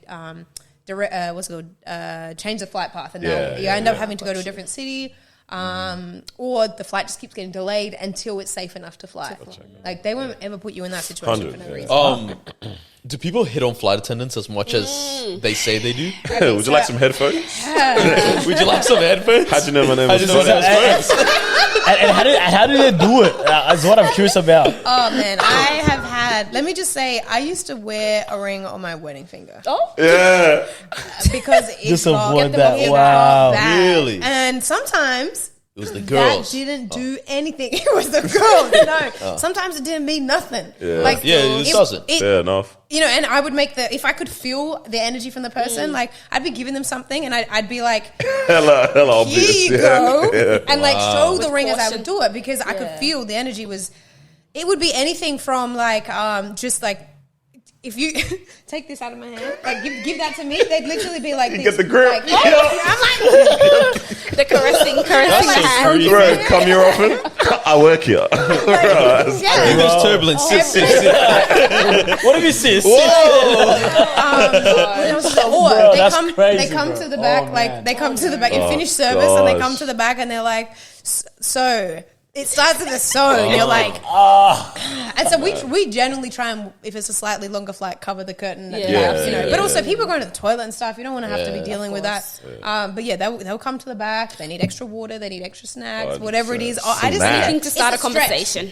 Oh, I just wanted Bro, to stretch. my guy came for his 4th water bottle, bro. I respect it. On a flight though, like she can't even go anywhere after Exactly. that. Have the conversation. You can't run. The 6 hour Nah, Perth flights, the yeah. Sydney to Brisbane Sydney to Perth or Brisbane to Perth, they're the longest ones in Australia. 6 hours, 5 to 6 hours, and yeah, sometimes it was just like I wouldn't want to have to go down the front. I'd swap with whoever it was to like Wow, you just know. avoid that. It was, some of it was very funny, but also there were times where it was like you could tell the flight attendant was feeling whoever it was, Hello. and it would be like facilitating the conversation. Oh, do you want to sit at the front? Like you want to come sit at the front instead? Good. Okay, in the same line of thinking, how like often as flight attendants do you spot people joining the Mile High Club?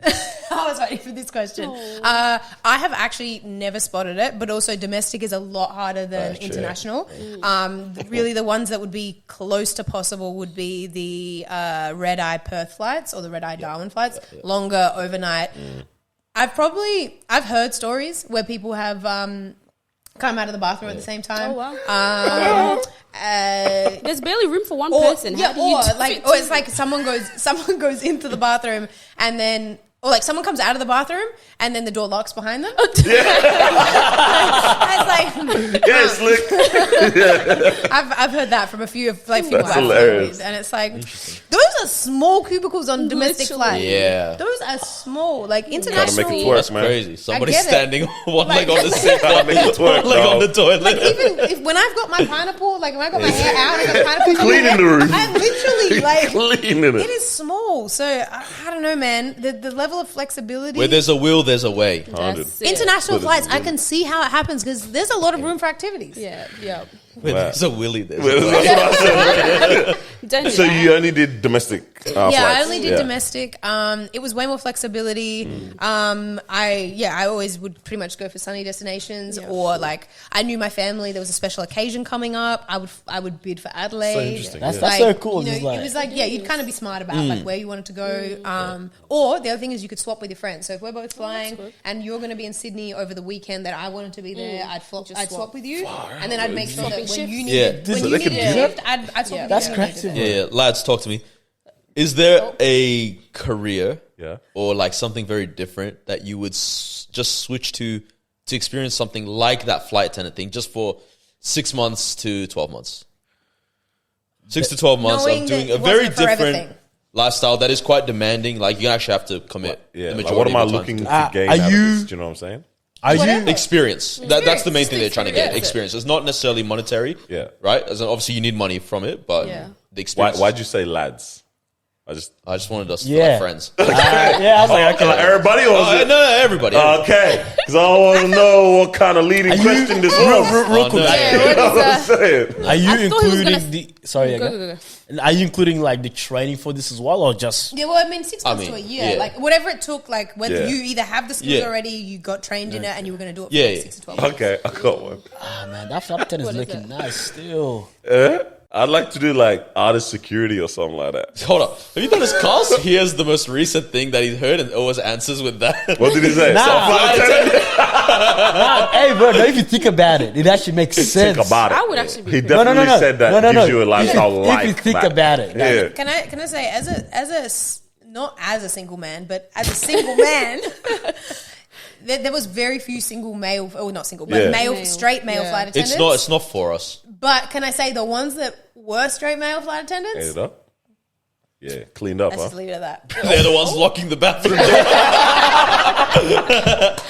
Whoa, I cleaned up. Hey, what were you gonna say? I'll clean the bathroom. Literally, yeah. I said the security for like an international artist. I can see that Secret for for you. an artist. Yeah, for like an international artist or something like that. Yeah. It's like their security, not just security in the Yeah. city. Yeah, the Like one- I'm part of their detail. Is there an artist that would be your, like, if you had to choose one? Oh my goodness gracious me! Wow. Let's go Promised Land lineup. Promise Is there Line. Okay, someone yeah, from Promised okay. Land Narrow it lineup? down to Promised Line lineup. Oh, I know I'll be which down for Thames. Yeah. Oh no, that doesn't make sense. Or you what? It's Ira Star. That's the one that makes sense for you. What is it? Yeah, Nah, that ain't I like can't that, yeah, imagine yeah. this guy with. First of all, definitely isn't a male artist. Just can't imagine it. Yeah. And I was gonna say Burner I was before gonna she say gave a me. smaller woman. It just makes sense for some reason. I don't know. Why. It just seems. I see a man for seems- him, A man, like Okay. who? like a male artist. No, like Burna Boy. I feel like he would fit. Hey, she knows something we don't. She knows something new, guys. Yeah, I was gonna answer Burner in like a anybody Yep, sense. yep. But yeah, down the Promised Land, I think Thames is a vibe. Fireboy. She was cool. She was Yeah, she was cool. vibes. Yeah, Yeah. yeah, Thames vibe. So Yeah, Beza would yeah, know. that's my. yeah. We get it. Yeah. I already apologized From about experience. that. And we have moved on from the situation. Okay? Next time, I promise. Oh yeah, even that. Yeah, that's what I was- Oh, she can connecting talk. it. Oh Leave her yeah, alone, guys. We move Leave her on. alone. That's okay. That's okay. What was that? As good as our Lauren Hill interview, guys? Oh, Why did he do that? Don't worry, we'll tell y'all. Damn. we don't mention that one. Okay. What's your answers? We don't talk about that one. What did I have? I would love to be an athlete, like professional. Anything in particular? I'm trying to think. I don't know if anything. I guess soccer or basketball, because those are the ones where it's like people actually like enjoy. Watch. So People like actually and watch, watch. yeah. So the training, I'd love to like be at the training. You know, just the vibes. Like the championship games. Obviously, I want to be good enough that we yeah. make it to the championship games. And The ring. I want a ring. That's it. Those That's rings rings. are You know. amazing. That's That- one that thing would that's be- so nice about American cultures. They just give you rings for things. Like when you graduate university with anything a- over yeah. undergrad, get a ring. That's, Fumbled here, they're man. good at making things Start it here. entertaining. Make a You got a What bear about when I your graduated, bro. achievements? A bear and a hat. Oop. I I know. no, do you have one? I don't know. Flight attendant. No, I'm playing. Hey, I want to go photographer, man. Traveling the world. Yeah, so like, would you, yeah. would you be like a like Okay, a I take it back. I take it yeah. back. Would I you, take it would up. you go more like a National Far out. Geographic landscape style one, or would you want to be like a people? More of like a Like people. following someone. Yeah. Or like Yeah. shows and stuff. Yeah, more like that. Go different places around the world and just shoot That'd be cool. content. I always, yeah. Some of the ones that I say, I'll let you. I'm No, gonna no, let no, you they finish. do that. One of my favorites is, and I'm trying to think. His name starts with an A. I think his IG starts with an A. One of my favorite photographers that I love to look at his content is Patty Mills photographer. Patty Mills photographer. I wish I'd. It was one of those moments where I'm like, I wish I'd gone and just said hello. I love the work that you do. I love your stuff. Yeah.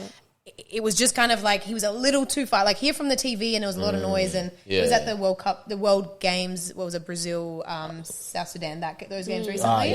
And Boomers versus the world. Yeah, Boomers versus the world. And I saw him on the last day, and I'd seen him sort of from a distance, but I saw him on the last day, and it was just like, I love his work. His content is beautiful. It's cool. Like, yeah, that stuff, it evokes emotion. Like, I remember his content. That's cool. Okay. I was just gonna say that I think I fumbled my life plan. I always say this, that my parents should have moved me back to Nigeria at like 16. Yep. And then I came back here at like 21. Yep. I would have 100% been one of these Afrobeat artist videographers, man.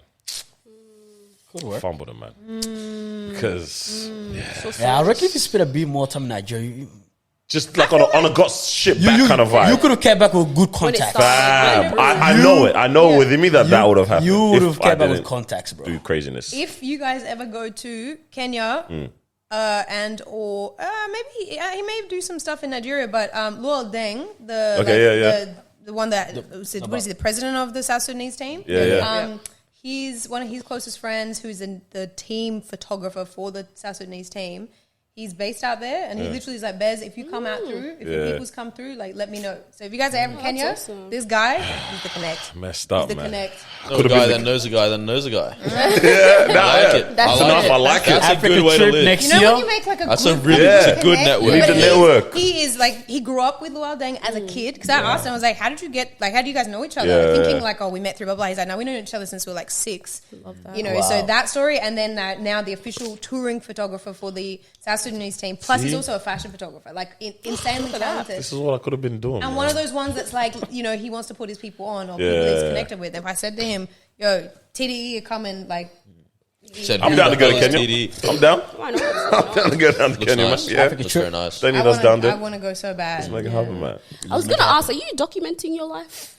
Any like videos Interesting question. stored up? You know, it's an interesting one. I've had people ask me like that, and I've also had people like, have you written? Because there's a lot that's happened in my life. Even the story of how I even got here, like that small first 4 years or first 5 years, and I haven't even gotten to the part about the fact that I am trying to find my birth mother. Right. Like, Because I was going to ask you, are you in touch with... I'm in touch with my birth family on my birth father's side. Yeah. I have an uncle I have an uncle in DC who I've gone and stayed with and seen twice, and he's got a daughter who's 3 years younger than me. Yeah.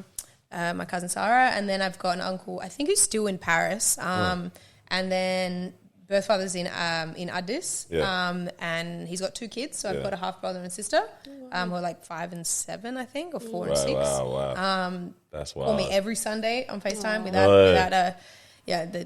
they put my English, so their English puts my Amharic to shame. They're really like, they just pretty much say the same words over and over again, but they're doing really well with practicing. So I try and help out with them. Jeez. And then I have an uncle that lives in Israel. Right. In Jerusalem. Yeah, right. He left Ethiopia during the Civil War. He left there and has been there for that length of time, hasn't been home. And I would love, like, prior to this, I was like, I would love to go to Jerusalem one day. I really, really want to see him, and then obviously go back to Ethiopia. But I am on a mission to find my birth mother, and I'm hoping that next year, if all goes well, I will be in Paris for the Olympics, Paris for some basketball stuff. Like, I really want to go back to Europe. I miss Europe. Like, I've done America. I miss Europe. I really want to go. I haven't been to Europe since I think since I was like 19. So I'm ready to go back there, and hopefully I'll do Ethiopia in that trip. And fingers crossed, there'll be a lot more documenting happening around that time. And a lot of work that we're doing with Pacific Dreams, that stuff will get documented. But I don't know. I think it's one of those things that was like, to really, like, am I documenting it for me?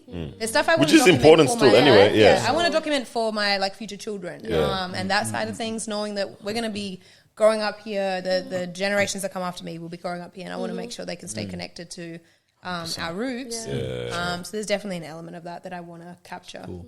What's that like, facilitating that relationship between, your half siblings, and then they're so much younger than you as well? So you're almost transported into this older sister state for such younger people. Like, you haven't grown up with grown up with them or anything like that, and had so much life experience that you reflect on, but they're really at such a young age where you're just taken into this whole new kind of like family positioning and things like that. Like, what's it like? It's navigating, you know what I mean? Yeah, it's one of those things where, like, I'm much better now, and I sort of kind of understand how to deal with it now. But there's times over the last, so I think my brother is almost 7. He's in 6 or almost 7, and I've known about him since he was like 2 weeks old. Right. Or a couple weeks old, couple months old, even, like very, very young. And then his sister obviously came a few years later.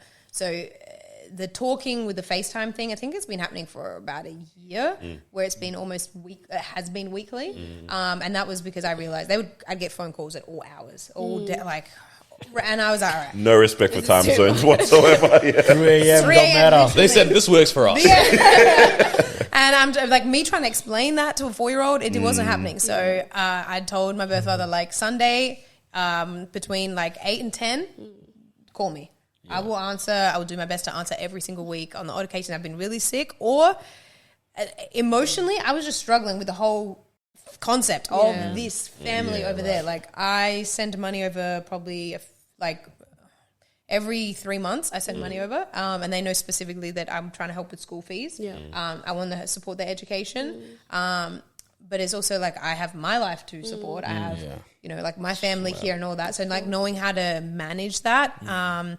And not let my emotions. I used to get so emotional about the whole process and avoid talking to them for ages. And if my siblings ever watch this when they're older, I love you. It was hard. It was really hard trying to like. Yeah, there was guilt. There was frustration. There was like, this is not my responsibility. This is not my responsibility. Like, you know, my birth father's decisions in his life, like blah, blah, blah. But also like, it's not, he didn't choose to be born there. And it wasn't his choice that I was here. He was young. You know, like there's family friction between my uncle and him because I got adopted. And normally when you get adopted, you don't have family. Like my story is very different, very unique to most people's. I have a lot of family. I was going to actually say that you've got a lot of those connections. This is probably one of the first awesome. times I've talked so much about like how much family I have, because I didn't talk about it for so long because I wouldn't say I was embarrassed, but I was uncomfortable. I was worried. I was like, I remember as a kid when I found out in my like late teens, thinking like, does this like affect anything? Like if I talk about it, or like if people know that I actually have family there, like it's just being in the 100%. in the emotional state. But my brother's story is very, very different to mine, and you know I'll keep that private because that's for him. But it's I have a lot of family. They were very young and very poor, but how that has then like stayed with me as I've gone older and like being frustrated or angry at my dad, and like my birth father, he's remarried. My middle name is his first name, so I carry him with me. And there were times where I felt shame. I hated using my first name, my middle name. I hate using my full first name because it made me think of like that, and I didn't want to be connected with it. So it's still, I'm definitely managing it a lot better. I've been to psychologists and stuff. Shout out to Polar Psychology because they were amazing. But they also, I didn't have a polar psychology growing up. There wasn't that kind of, it wasn't easy. Especially in those like formative years, you know what I mean, where you're grappling with so many different thoughts about it as well. Considering like, it looks like you've been introduced, you know, there's a difference between being taken away from where you've been raised and stuff like that, be adopted and all that, and then that's all you know from now on, compared to knowing this person exists, and then even being introduced to that very early on. Like, how do you wrap your head around that as a young person? You know what I mean? Like, it's hard when you don't have those kind of structures. Like, now it's a different story. Still tough, but being older and being able to reflect back. But in the moment when you're younger as well, you're like, wait, what's reality, fam? Like, wait, what's going on right now? Even for my parents, like, if I think about it, if I take myself away from how I felt, my parents, obviously they adopted a second time, but they didn't have... There was no playbook on how to raise adopted children or the emotional traumas that these kids are going to go through as they get older, because every single one of us went through something serious. Like, we really struggled through our formative years, and all teenagers struggle, but man, like, this is next level identity crisis, next level. And I just think like testament to my parents for like getting us to where we are now. There was friction for a long time. There were moments where we didn't talk. I ran away. My brother, like, the fights that would happen because we were trying to process everything and we didn't know how to process everything. And really during the Black Lives Matter movement was when I started really opening up with my parents about a lot of things, about how I felt. And I was able to facilitate that conversation. But it was, when I think about it now, it's like, you know, if I had the means to take my siblings out of Ethiopia right now and bring them here, would I do it? No. Partly because I want them to speak Amharic fluently. I want them to have a really strong cultural identity. My parents did everything they could. My mum learned to braid my hair, so she gave me cornrows growing up. She had an Ethiopian translator with me for my first year of my life in Australia. I ignored the woman. I am so sorry I was so disrespectful. I ignored her. I would I didn't want anything to do with her. Beef with a kid hurts even more, man. And she was literally there to make sure I didn't lose my culture and my identity and my language. And I would just look at her and be like, the up and down, do I know you? You're different. I'm not like you. It was just, they did everything they could to try and support me through that process, and I just was not having it. And now I'm like, hey, can you find me a lady to follow me around and because I'm down now, I'm open to it. But learning Amharic at this age is hard. And my 4 and 6-year-old siblings learn English faster than I've learned Amharic. That's wild. It's a process. That's a lot of learning. I'm still, it's a lot. It is. I'm learning every freaking day. And I just think for me, it's figuring out how much of, I am Australian. I'm Ethiopian Australian, and it's always going to be complicated. My family is here. Anybody ask me about my family? My family is here. My family are in Adelaide, but I have relatives overseas, and I hope that as time grows, I'm going to be able to build this beautiful connection with my siblings. But when they ask me every single week, Beza ne Ethiopia. Come to Ethiopia every week. Come now to Ethiopia. It eats away at me, and that's why sometimes I haven't answered their call that week because I've already been emotional, and then I'm not ready for a 4-year-old to look at me and be like, "Come to Ethiopia. Why aren't you coming?" And it gets me. It really gets me. So it's weekly that it happens, but I just feel lucky and blessed that I still have I can have them in my life, and that eventually I will hopefully be able to have a positive impact on theirs. And if they want to come, I'll have the means and be able to provide for them if they want to come here. This is all making sense as to why community is such a big thing for you. It really provides a lot of that context as to genuine community as well, by the way, not just what we know of it, you know what I mean? But your own life experience and all that kind of stuff. It all adds up in terms of this is why you're so passionate about not giving that back and providing these different opportunities for people. So it's actually, it's kind of inspiring to hear, you know what I mean? It's very, very dope to see articulated confidently as well, because you've clearly had the time to process these things, still processing things now, but then you're articulating it in a way that comes from a point of strength ultimately, you know what I mean? Which is empowering to hear. So that's dope. It's taken time to get to this point. And thank you for opening up as well. For sure. I feel comfortable on this camera. That's a TD effect, man. Well, clearly it takes a village to raise a child. Yeah. Where's he going with that? He's got something. Let's say, That's what it says. everyone here has, best friends. In the future, one of our kids calls the other one for help, right? Okay. So for example, So far, so good. one of Carl's children, we know he has 2. One of Carl's children calls myself, he's 16 years old, or calls Daniel, or calls Marwa, and he's like, yo, uncle, auntie, I'm in Westside, XYZ happened, it's 2 a.m., can you come pick me up? I don't want to tell dad. Okay. All right. That's cool. Okay, we go pick them up, we chat about it, they say, yo, please don't tell my dad. Yeah. What are you doing? Okay. Are you guys telling or are you not telling? I'm telling. Can I put my hand up? Yeah, for sure. Because I'm waiting for this moment. Yeah, it's such a beautiful moment, right? I'm waiting for this moment. I am an auntie already. Yeah. I'm an auntie of 12. Yeah. There's a lot of Mashallah. my family brings back rabbits. It's an active family.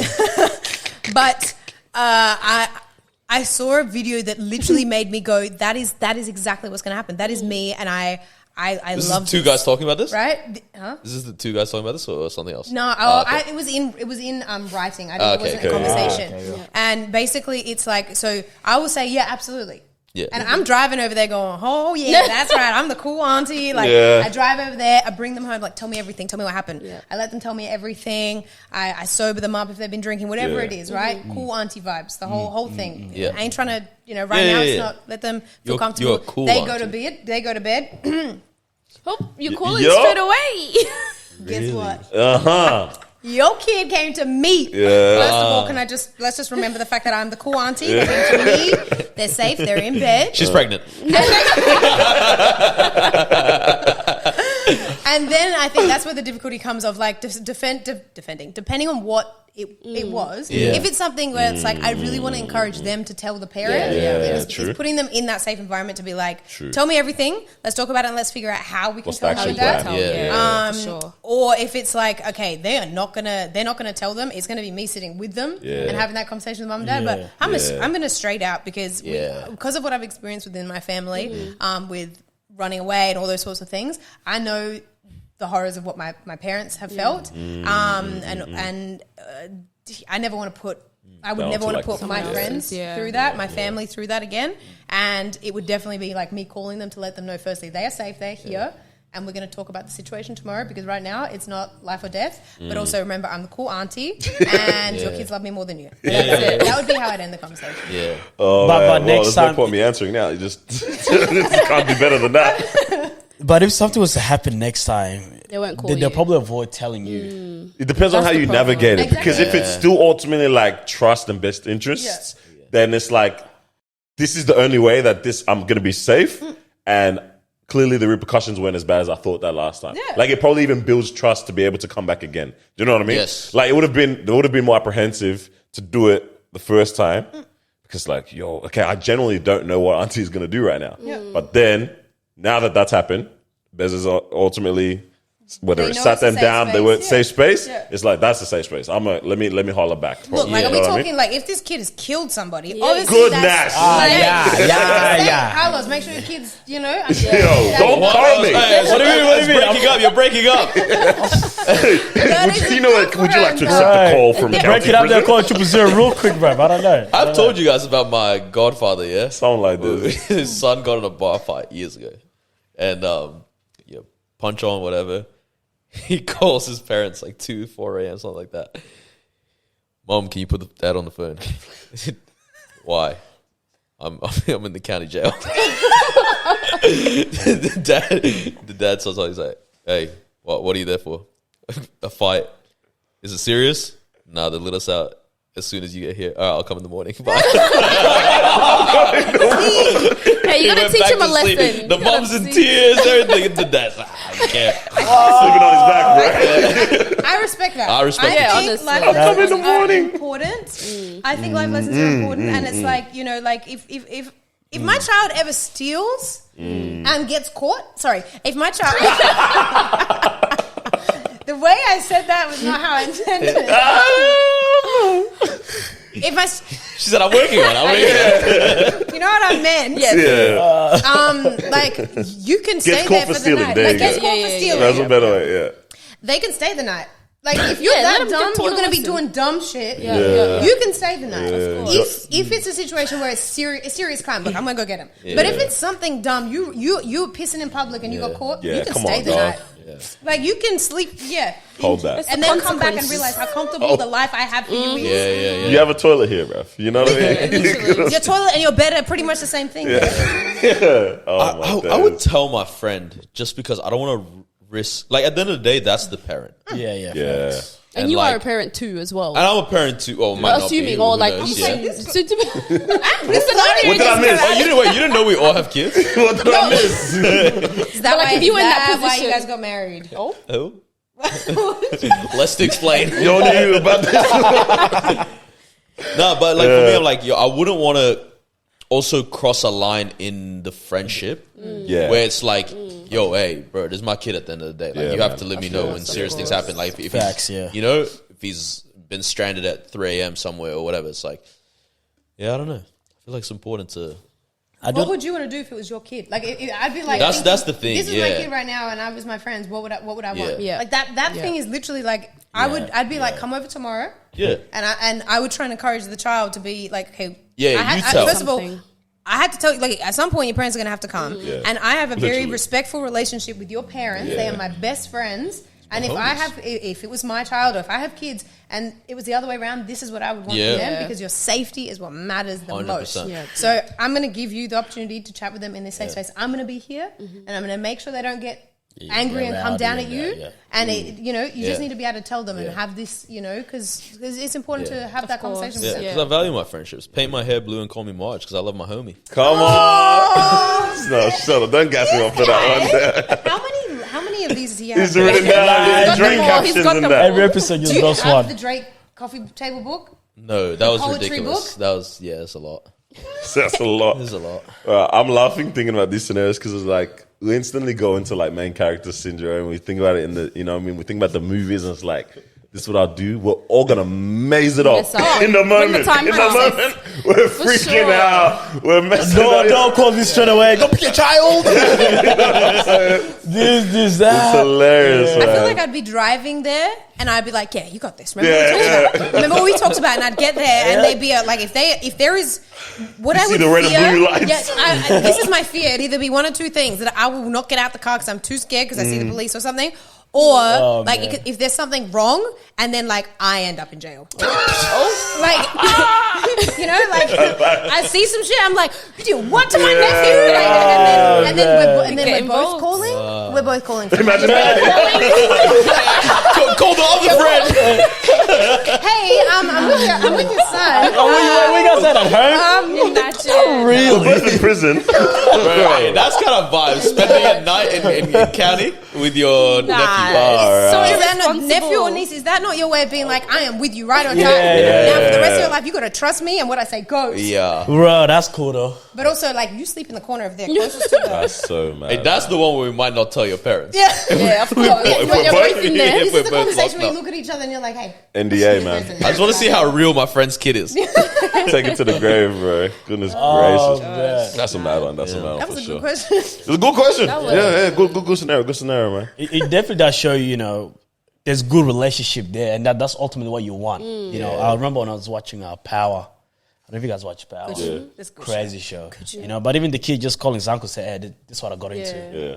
You know what I mean? He picks him up. You know, looks after him, makes sure everything's all good. It's like, yeah, you gotta tell your pops now. Do you guys have any uncles like that in your life, or aunties or anything? Aunties, yeah. Yeah, I got an auntie like that. Really, Auntie like, sure. yeah. Yeah. Hold it down. My older brother, probably, my oldest brother, he passed away last.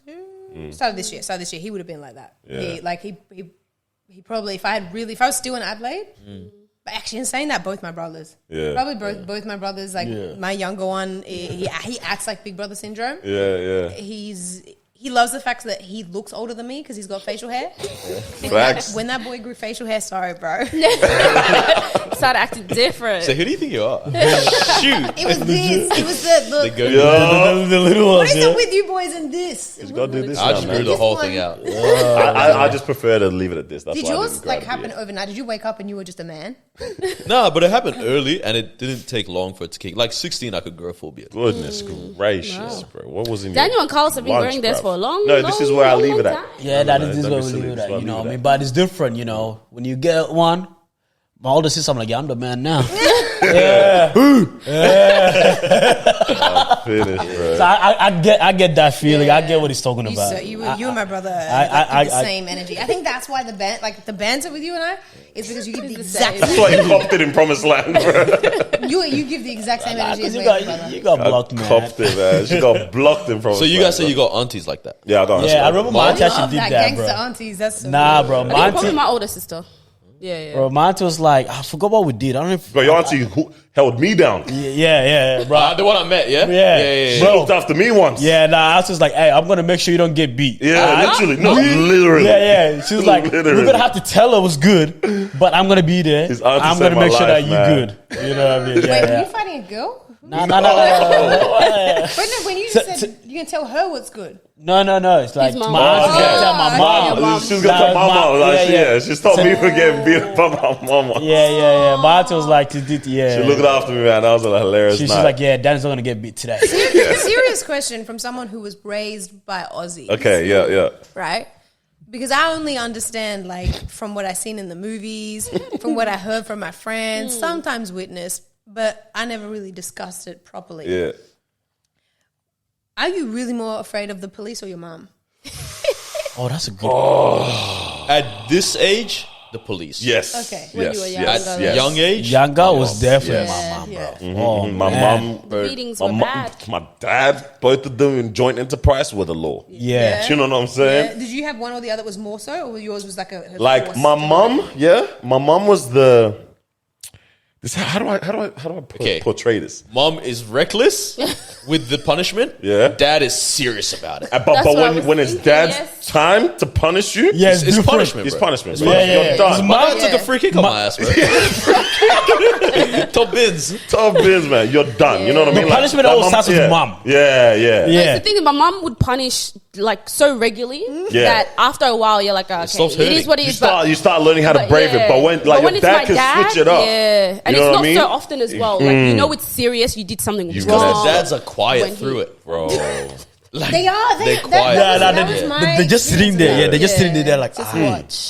I'm like still nervous about saying this in public because first of all, my mum has apologized to me many times. Did your parents ever apologize to you, or is that only an Aussie parent thing? Nah, my parents apologize. Okay, yeah. Because only because my dad works in the mental health and psychology space. So they understood that. So you right? understood that they had to come and say, Right. Without that life experience, yeah. hey man, I would have some problems. Them say dinner's ready is them say, hey, my bad. Okay, yeah, no, my parents apologized, mostly my mum. Yeah. And I accepted the apology. We're all good. Yeah. So me talking about it is not because of any harbored emotion. Point of feeling. It's This just is good yeah. content. So yeah, no, I asked that question because as much as I say that like my parents were Aussie, my mom definitely read some sort of book that was like how to raise a black child. Why are you laughing? Guys, It was the fear of God, She man. got the manual. That's Chapter what I 1, right here. Chapter 2, Yeah. It wasn't how to raise a child. It was how to raise a black child. because like the things that like people would joke about, like you know, as you get older, stereotypes and stuff. I only realized this as I got older. People would talk about the stereotypes of black parents, African parents, you know, blah blah. And I'm like, Why do I understand this? my mom did all of that. Like I don't understand. How she knew this? And she's also an amazing cook. Like Yeah, her like her African food, her Asian Shout food. out, man. I don't know. Sauce My this. parents, both of them, are different, right? Different. But I don't understand why they had to read the chapter on beating. Yeah, man. You got to get the full Because book, man. Mine was Implemented that as the well. wooden spoon. Yeah, strong one, good one. Wooden spoon on the But back you got to of my- learn. You got to tense Oh, the the back of the cheeks. hand. Oh, back of the hand. Back Oh, of long the day. hand. Yeah, And- that's serious. Yeah, And You my have dad no would stay fight back. quiet. Yeah, long day. My dad would stay quiet. Yep. And then when dad did like, It's when time. dad intervened, it was like, pile driver. but my What dad's is that? gentle type. Pilot drive. My dad was the gentle type. Yeah. He was the gentle type, but then He skipped that chapter, huh? he raised it. You literally, but then you knew his blood had boiled and it was the end because he raised his voice and you were like, I don't know. Man. I wish someone like recorded all these moments because it's genuinely comedy. It actually is, bro. Absolute. It wasn't at the comedy, time, man. though. Like, I at the remember time, there was a day. bro. I remember a day my friends and I were losing it at home, and then they're at my house. Anyways, I'm like my mom's chasing me with the wooden spoon. Piffs it, yeah, genuinely rocket missile. I hear it like hit the pergola. Doom! We're ducking and weaving and that, bro. I don't know where she kept on getting them from, bro. But I was just like, I think I said it on here the day that I was lying down. She came in whoosh, on my, but I tensed my cheeks at the right time, and the spoon broke, and she just looking at me like, I have to beat you even more than that. Fam, it's actual comedy when I think about like these experiences. Serious man. question. Yeah. Are y'all beating your kids? I don't want to. Yeah, same. I don't think I need to. I didn't get beat down. My parents weren't big on beating, but like when they would, it was like it was like pent up aggression, right? So they were good, and then like let go. It's like, yo, whoa, okay. You need to talk to someone, buddy. Like this is, I'm not the issue here. This is something else. You're taking it on You're me. taking it out. Let me tell you something. Linda, listen. Honey, listen. But I don't think so. Okay, so I have this thing where I'm like, I think you're only homeless people should beat their kids. What? Because there's nothing to take away. Now, and I'm not being funny. Okay. That's a serious thing. I think kids learn a lot more, especially in this context, by just taking things away from them, right? So, beat you, go to your room. It's like, I'm just going to go tweet how annoying my dad is. Yeah. You got your Right? technology But in if I front take of your you. phone and your PlayStation and whatever away and say, hey, we're going to go mow the lawn, Okay. I like the That's good, replacement. that's good. 'Cause I was gonna say, You're gonna mow the lawn, actually, and I'm just gonna Watch. sip lemonade. Yes. Yeah. Yes. I like that. Yeah. I like Because That's I was good. like, even the taking away one now, they just resent. I'm like, okay, we need to get to the destination of you've learned your lesson and you Yes. still like me. How do we do that right? Yeah. You know what I mean? So I like the replacement of give me that PlayStation. Let's You're go gonna mow be the lawn. punished. Yeah. But it doesn't have to leave a bruise. I want to learn how to have a that. conversation Yeah. with them. I think, yeah. After the mother long, come have a Let's talk about join it. us with the To lemon. me, I hope like they have hay mental fever. warfare to me is one of those things that like Yeah. I love. So like with my brother growing up, I didn't really have to beat him much. Yeah. I would just tell him I was going to beat him. Yeah, that's and it. then I would look at him a certain way, and he would get the would picture. know. Oh, So I man, think yeah.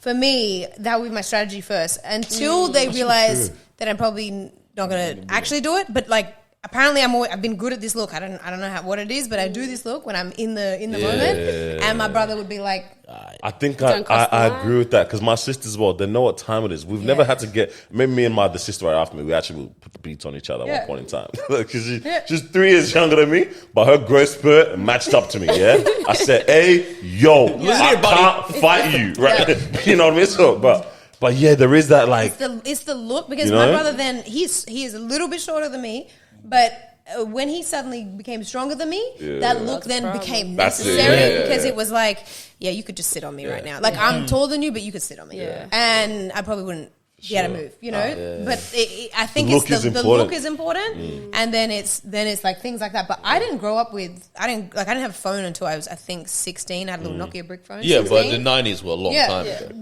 no, that's crazy. That was Damn, bro. That was outlandish. Yeah, that's crazy. Yay. So just ignore him. Yeah, carry on. Yeah, knock your phone. 16. I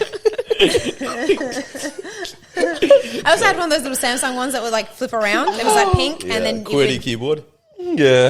but yeah, like you know, I didn't really man. have stuff that they could take from me anyway. Yeah. But it was like we had chores. Chores was a big thing. We had to do chores. Yeah. Dishes, cleaning, like pooper scooper. Man, the dogs Goodness. and their poop. Oh, okay, for the Their dogs. I poop. was like, whoa, which siblings. humans? So which humans we No, scooping? the dogs. We always, Okay, I've thank always had goodness. dogs in our family. Yeah, you know? yeah. So like that side of it. But then I think like I'm scared of having a child that is gonna like understand that I can't beat them Yeah, because they yeah. could Yeah, go yeah. and if I have one of those children, I'm gonna be like I That failed. know their rights. I failed, Right. I failed Yeah. in life. It's the look. It's definitely the look. Because when my dad gave the look, I knew what was Yeah. up. Yeah. Oh, You know what time it There's was. a Full look, time, bro. man. Yeah. Are your kids gonna have iPads as distractions? Nah, I don't want that. Honestly, I don't want After a that. certain age, though. Nah, After a because certain age, I it's just look gonna at the be- kids now and I'm like, fam, they are genuinely, and they cry when it's taken, bro. My kids will have iPads, but not as distractions. Yes. Yeah. It's a cool Like a- tool. like a I think. learning- Yeah, that's But the iPads, apps, you're getting but- Procreate. You're getting like you become good at Cool things. stuff. You know what I mean? Learning things. Yeah. I would go to dinners like with my that. parents. My parents took my brother and I to dinner at their friends' places. From as young as I can remember, we Yeah. would go to their friends' places for dinner. Same. We would sit at that. the table and have Mm-hmm. conversation, and then when it was dinner time, we'd eat, and then we would go to bed. There'd be a spare room, Yeah. or there'd be a blow-up mattress or whatever it was, Yeah. and we'd just go to sleep. Yeah. We Yeah. were participating in adult life. Ah, that's- So there was that's no what's phone, up. there was Yeah. no iPad, there was none of that stuff, and we just participated. And I think part of the reason why conversation is something I love, and why facilitating conversation is so important to me, is because I spent my childhood going to my parents' places Yes. and conversating with adults my whole childhood. That is that's 100% the same for myself. That's actually something that I think that's the same for all of us, probably. Yeah. Because when I look Well, at every single one of us, that I can see that. Yeah. That's been our past as well. like as a kid, especially culturally, it's like, yo, just be quiet. Don't talk around the adults. Typically. But my dad always made a point of listening to me in front of people and like letting me, share whatever, or like even main church service, whatever. It's like, who wants to close the service in prayer? And he'd be like, you go pray. You know what I mean? And it's like, okay. You know what I mean? So you're But it surrounded made me by adults. You're surrounded by Yes. conversation. Yeah. Learning how to actively listen 100. and ask questions. Like and think about what you need think to about what say. you're saying. You Yeah. can't just sound dumb. Because it's so sad when they're just so distracted with the iPads, man. dinner, like everywhere. Yeah, man. I have like when my aunties come to my house with Crackheads. the 5-year-old. They come, bro. They enter the come house. walking in. They enter the house with the iPad, bro. They enter the house with the iPad and head down, just Go to the living room. Yeah. You got a charger? For the ones that have the app. What do you mean have a charger? They got the charger with them. Asking for the power. You know, so the ones who already have the internet connected, they go to the corner. Yeah. I don't even hear from them the whole They don't night. eat. They don't nothing. They don't do anything. No. But the ones that scare me the most are the ones that have the eat and drink pattern. That's crazy. Nah. Yeah, I saw that once. Those kids, I said, yo. they're gonna be on my Biggest Loser one day. Oh, Like, bro. man. It's crazy. That stuff is scary, man. Yeah. Like, I saw it was way too often. They just come, iPad, corner. Yeah. With your mom, was she very rational? Like when it would come to like tense situations, or she doesn't get like. See, I think that Mum was very rational. for at least me, I don't know about you guys. Ethnic mums just so irrational. So like to this day, my mom's just irrational. Whenever something's like a stressful situation, like 100%. like a couple of weeks ago, I photoshopped a tattoo sleeve on myself, sent it into the group chat. Right? They're not huge on that. No? Yeah, I don't know. Dad, you see what a tattoo, bro? A whole sleeve. It was a whole sleeve. So yeah. In the family group chat? Yeah, I was just like, yo, what do you guys think? They didn't see me the whole day. Oh, is that ego? Yeah, it was that ego, a photo from you or whatever. And So then it's possible that it could have happened. it could have happened, right? And so 5 minutes later, something, they're not at home. I see a tire screech into the driveway. My dad comes to my room and he's chill, right? He's like trying to ask the question. He's like, how's your day? What did you do? Take a jump off. Anything special? I don't care. Don't give me that. Yeah, no. I'm just answering based on his question. I know he's wanting to ask, but my dad's not confrontational like that, right? Unless he has a reason to be. And he's just like, my mom just comes in the room. Take your shirt off! Take your shirt off! I want to see, what did you do? Bro, I had to take my clothes off, bro. In the room and everything. Just showing her my arm, there's nothing. And then she goes, no, show me the other arm! Like, just irrational when it comes to like those situations. My mom does the almost opposite, where it's like, Bro. these are the life choices you I love make. that. Yeah. So this is the life. Everything I've taught you, and this is the life choice I think you've that's made. worse though. And because in That some hurts, ways man. it is, That's because worse and for she just me. sort of That looks at you. hurts. Oh, So she did that. Disappointment. She did that with my second ear piercings, right? She did that with my second. I don't have the second ones in, and then she did it with this one up here, right? And then I have a little. I've got like 4 very small tattoos, tiny ones. So when she saw this one, she's like, why would you do that? How would you do that? Like, it was almost like you're like, disgusting. It was like, common why whore. would you do that? It's so unnecessary. Yeah. Why would you? And I'm like, I like it. I'm expressing myself. And at the same I'm an with adopted teenager. with the tattoos, like she doesn't even give me. It's so rational and so like, and I'm sitting there I going see. like, well, I think it's cool. Yeah. Like. Now you're second guessing yourself in that. And I walk away. I'm like, should I have done that? Why did I do that? I get Yeah. second guessing every life choice, but she's always been that way. I like it now though, because that's the conversation I have with my parents. Anytime they bring someone out, all I give back to them is, do you know who you've raised? I talk to them like that. I'm like, if you know who you've raised, then you should be confident that this is not going to lead to that leads to this. You know what I mean? That's like, these are the exactly- convos that we be having now. That is I'm like, the exact message I actually sent to Mum yesterday in a quite a long message, and I didn't get a response. The response was going to she's be, cooking, bro. "You're like, Beza, I don't know you anymore." Can I say This is who I raised. she left me on red because I can see that she read it. That's what I was Cooking sweating, it up. right? Yeah, she's cooking, And man. like topic of conversation, it was about everything that's going on because I realized my mom doesn't check Instagram that often, or Facebook right. barely. So I was like, let me just let her know. Like she knows from a very brief conversation where my stance is. And I thought, hey, Mum, just so you know, and I sent her a photo of my partner and I, that my friend, the Malia took. When we were at the march. And it's just a photo of us, and it's the back of us. And we're holding hands, and we're, that one. And so I sent her that, and I just said, like, Mum, like, just so you know, like, I can't remember word for word, but basically it's like, just so you know, like yesterday I went to the march, like Nick came with me, and that was such an important moment for me to be able to be in a relationship that like I have someone who values the same things that I do. And you know, like I don't want, I know Nick was worried about it at the start, and you have had those conversations with me before. I don't want you to be worried about, you know, the decisions I've made when it comes to this. Like, remember that you raised me right, and I've learned, like, my values and my beliefs come from what I have been raised by you, blah, blah, blah. And I was so proud of that message. Yo, you Just to be left on. Like, it was a little longer. There was a couple other things, but, like, she left me on red. yeah, man. And then she responded this morning. I looked at the message and I started typing and then I deleted. I was trying to figure out what I'm to so do. sorry. And I had a love heart and then I deleted it. And I was panicking for no freaking reason and trying to figure out what she was going to say in response. And then, like half an hour later, she responds and she's like, "Hey, honey, I'm in Brisbane for the concert. Saw your message. All good. Trust you. Love you. Bye." I was Amazing. I was stressing for no reason, but I'm thinking about all the things that in the past. And how she deals That's with so things. dope, though, man. That's I so nice. panicked. Say concert. My mum's Paul McCartney. My mum's a G, man. I'm not gonna lie, I wish I was there. Yeah, because she's like Adelaide one was sold out, so they had to go to Brisbane. That's a dope response. Yeah. I like. Honestly, there's nothing more beautiful than that. That growth that you see between the children and the parents. Like, I'm always so shook on the bond that gets created. Like that, When you're older. it's a rediscovery of that relationship that always ends up happening. I'm going through it strong live right now, but when I see that in other settings, I'm like, damn, man, this is really such an interesting like thing that happens to humans all the time, man. Yeah. When it happens beautifully and happens well, you know what I mean? You get to see them. Like, I mean, I fist so bumped. weird, I was man. sitting at my desk and I was like, yeah. So proud. pacing around the room. I was like, no one's here, it's just me. But that was nice. I That feel was like it's so much more of a moment these days than like in previous generations and timelines and stuff. And it's just because like 100%. we delay life, whatever. We do life stages so much later now.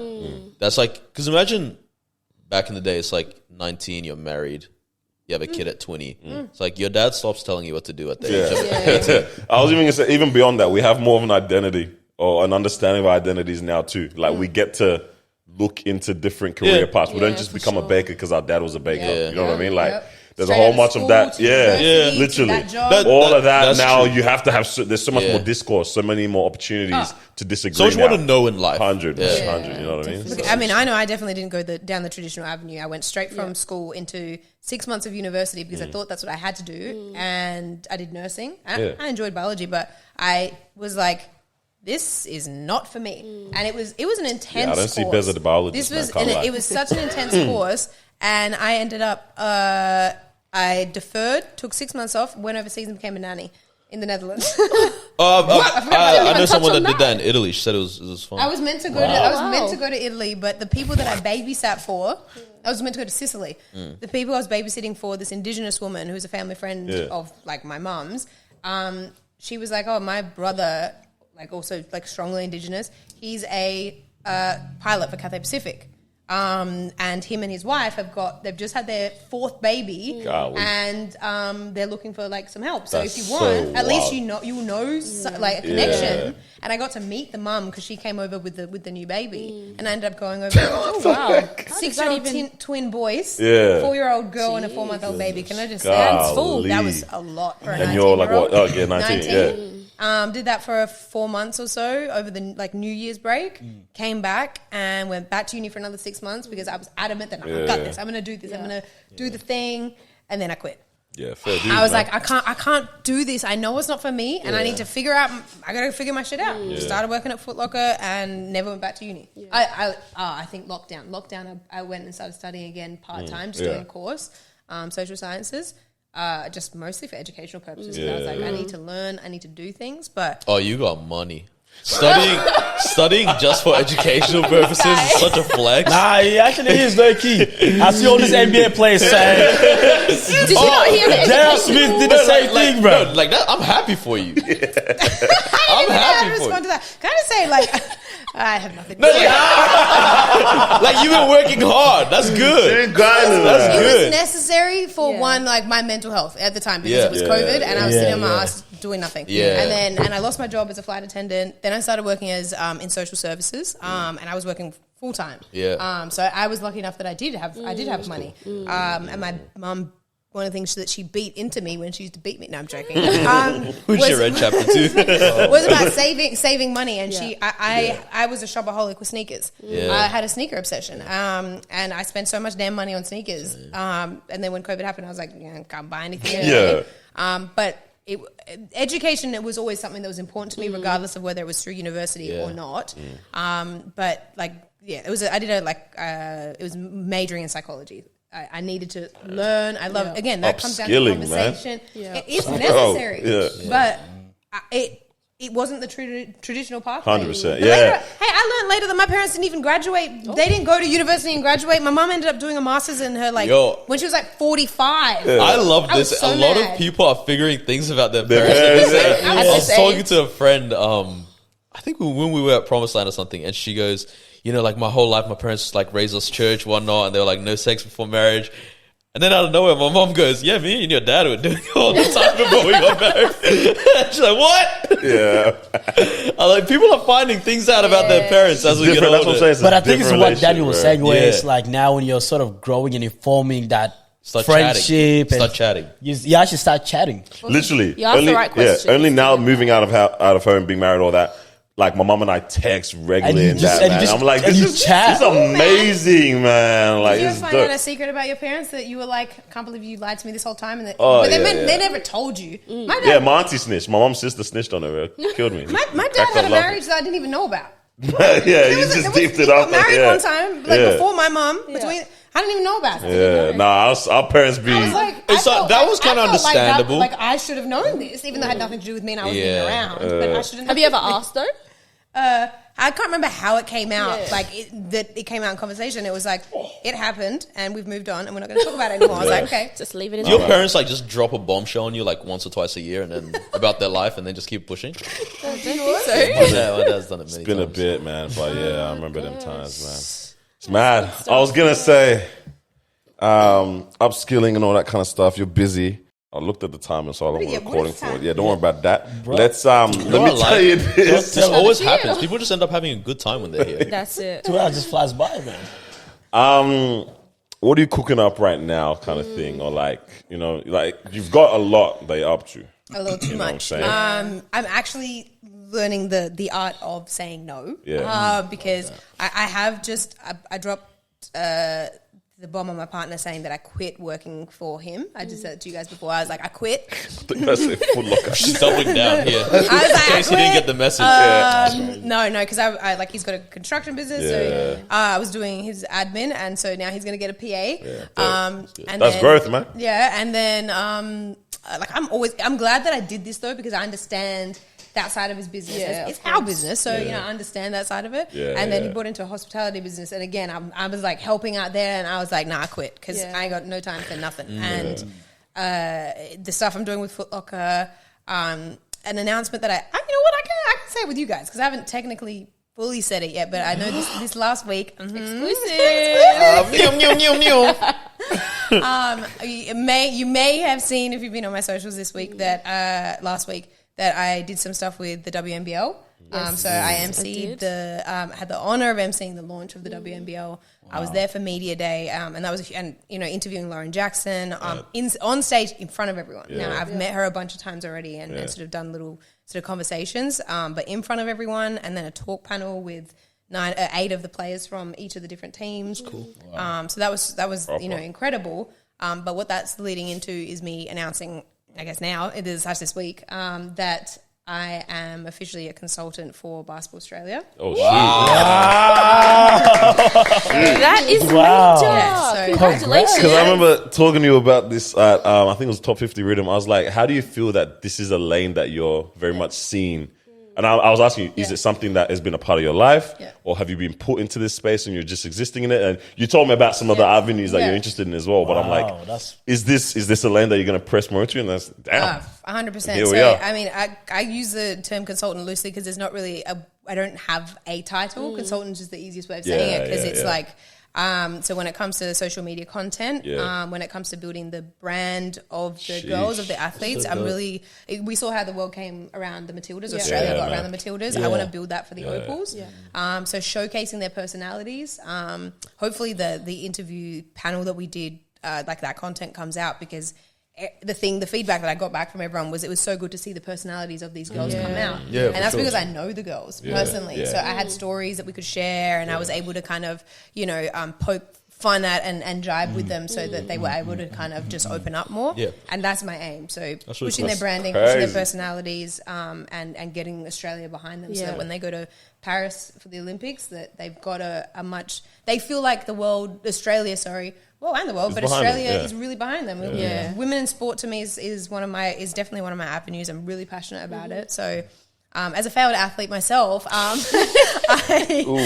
just felt like, it's not the end of my journey in sport. But also I think it's a really important and telling story that as a young girl, like females stop between the age of like the 12 and 15 or even less. The dropout rate for girls is huge. So then it's like, okay, well, how can we encourage more? So whether it's this young girl called Abby, who's got Abby Her Way, which I post her a bit on my socials, who's, I'm going to say she's about 11. I think she's 11. And I've been wanting one so bad this whole episode. She's 11 and she's created her own media channel. And amazing. she gets flown around Australia. Oh my days, guys. You don't. What? So you're a failed athlete too, Bro, First of all, yes, I am. The aim was bro, terrible. what was that? But no, this guy had his hand out here and didn't catch it. Yeah, but dog. I'm sorry. I want to hear about Abby. You knocked everything out in the background. I promise I actually really want to hear about Abby. Guys, I was so into If Would you you don't want to gotta talk about pass it female down. athletes, I then know, just tell me, bro. Yeah, no. This guy had feel like, I bet. Well, we can have a real conversation about I it. want to hear about Abby first. Yeah, I want to hear about Abby Yeah. first. Abby is an 11-year-old who has got an account called Her Way, and she interviews female athletes. She posts and promotes females in sport all around Australia, like every That's different cool. sport, not just basketball. And she's Yeah. 11. She's 11. So she's literally been amazing. traveling around Australia now because she's getting paid to do it as an 11-year-old Damn. outside of her school hours. Wow. And she's so impressive. Wow. And that to me is like, okay, cool. Well, like we need more Abbies. We course. need more young girls That's the who coolest are 11-year-old passionate ever, about man. passionate about sport. You could get into like sports science. You could be a masseuse for an athlete. You could get into sports psychology, whatever it is. I But had a friend like that. He also had a failed football career. He was much better than myself. Ended up becoming a lawyer for football. And he moved back to Spain.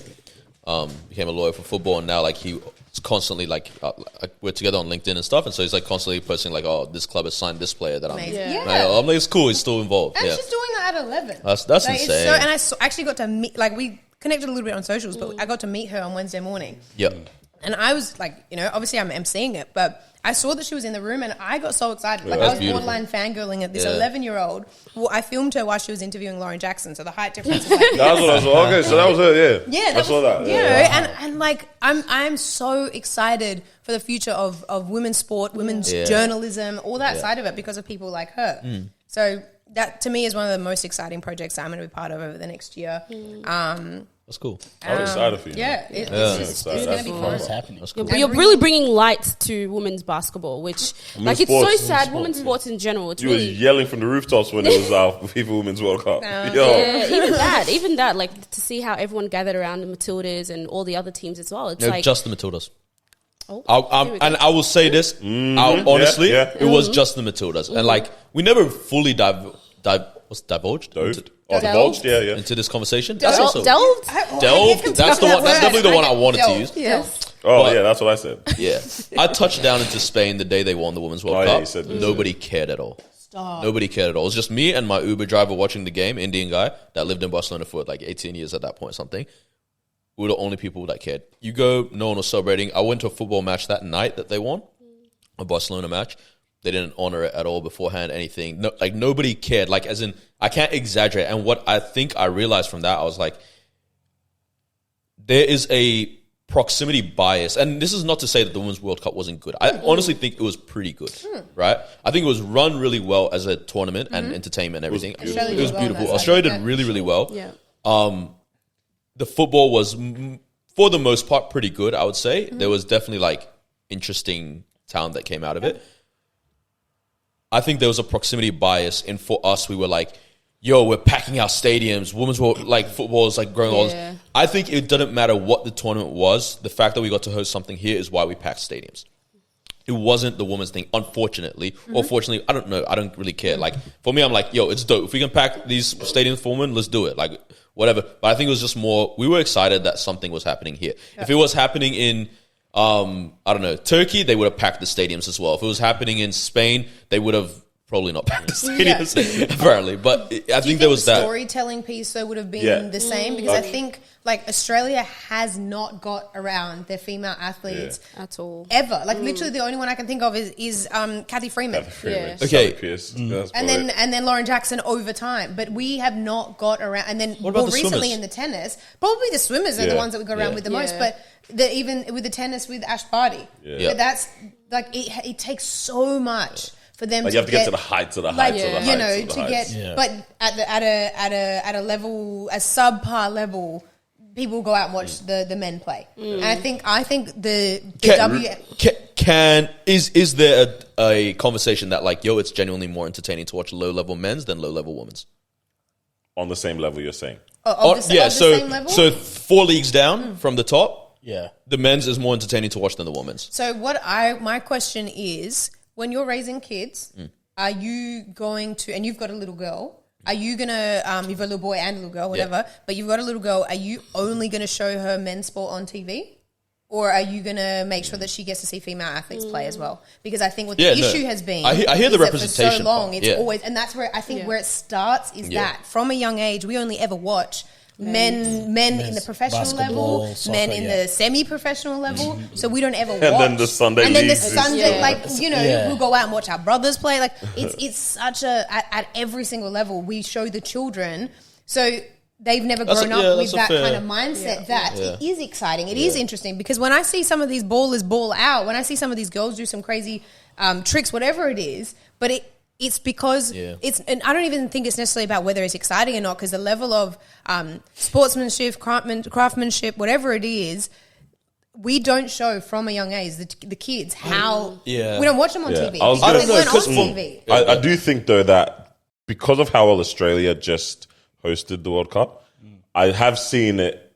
Like, there's more, what do you call it, conversation and people highlighting when these happen around the world. Because this is the first time I've ever seen them ever mention when a stadium in another country has been packed out for women's sports. Like, I've been seeing a lot more articles on that. Could that just be your algorithm? Because I was seeing that before and what. Well, fair. Well, I mean, even if it's my algorithm, that's a change. You know what I'm saying? Like, I've not been seeing this until after Australia's... But that's because you fed it into the algorithm. You fed it into I know exactly, but that's exactly what I'm saying. Because of how well they were doing it. Because I ate it, now it's and everyone else was also doing that. That attention has been coming so much more. That it is building it out and allowing us to now pay more attention to it happening in different places. So it's definitely a spark. You know what I'm saying? No, it absolutely is, and that's dope. I'm not challenging that. It's interesting about Spain though, considering what happened after the World Cup. The fact that they didn't get around their girls, or really there wasn't all that. But all of a sudden, when the incident happened, then we're going to support, we're going to, like...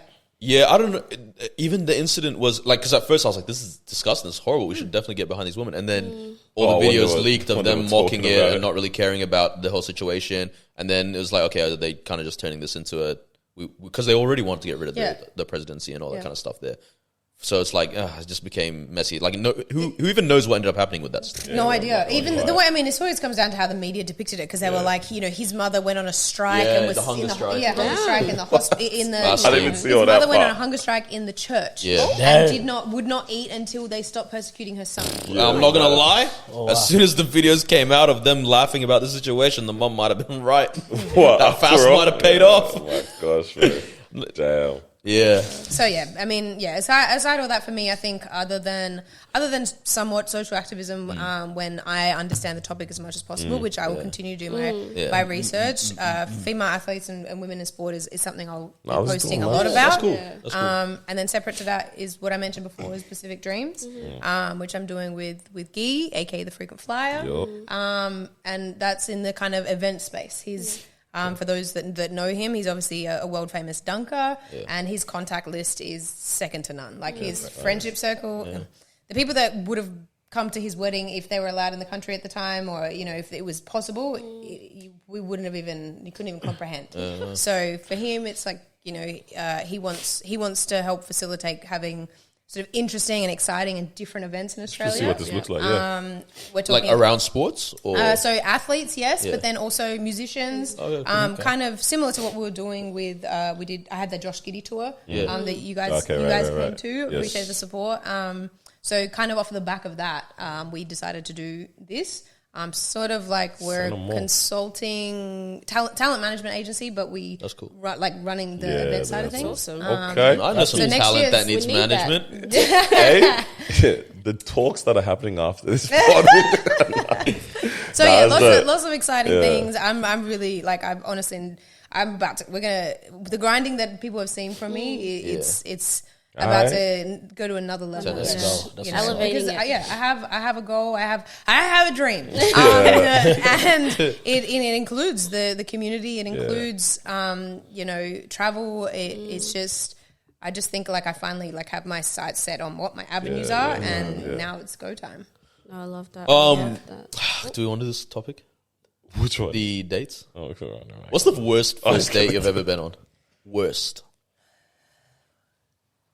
I'm actually not a big dater. I'm I haven't been on that many dates because partly one, I was such a tomboy that the boys were my mates, and so I knew too much, and I was like, ew.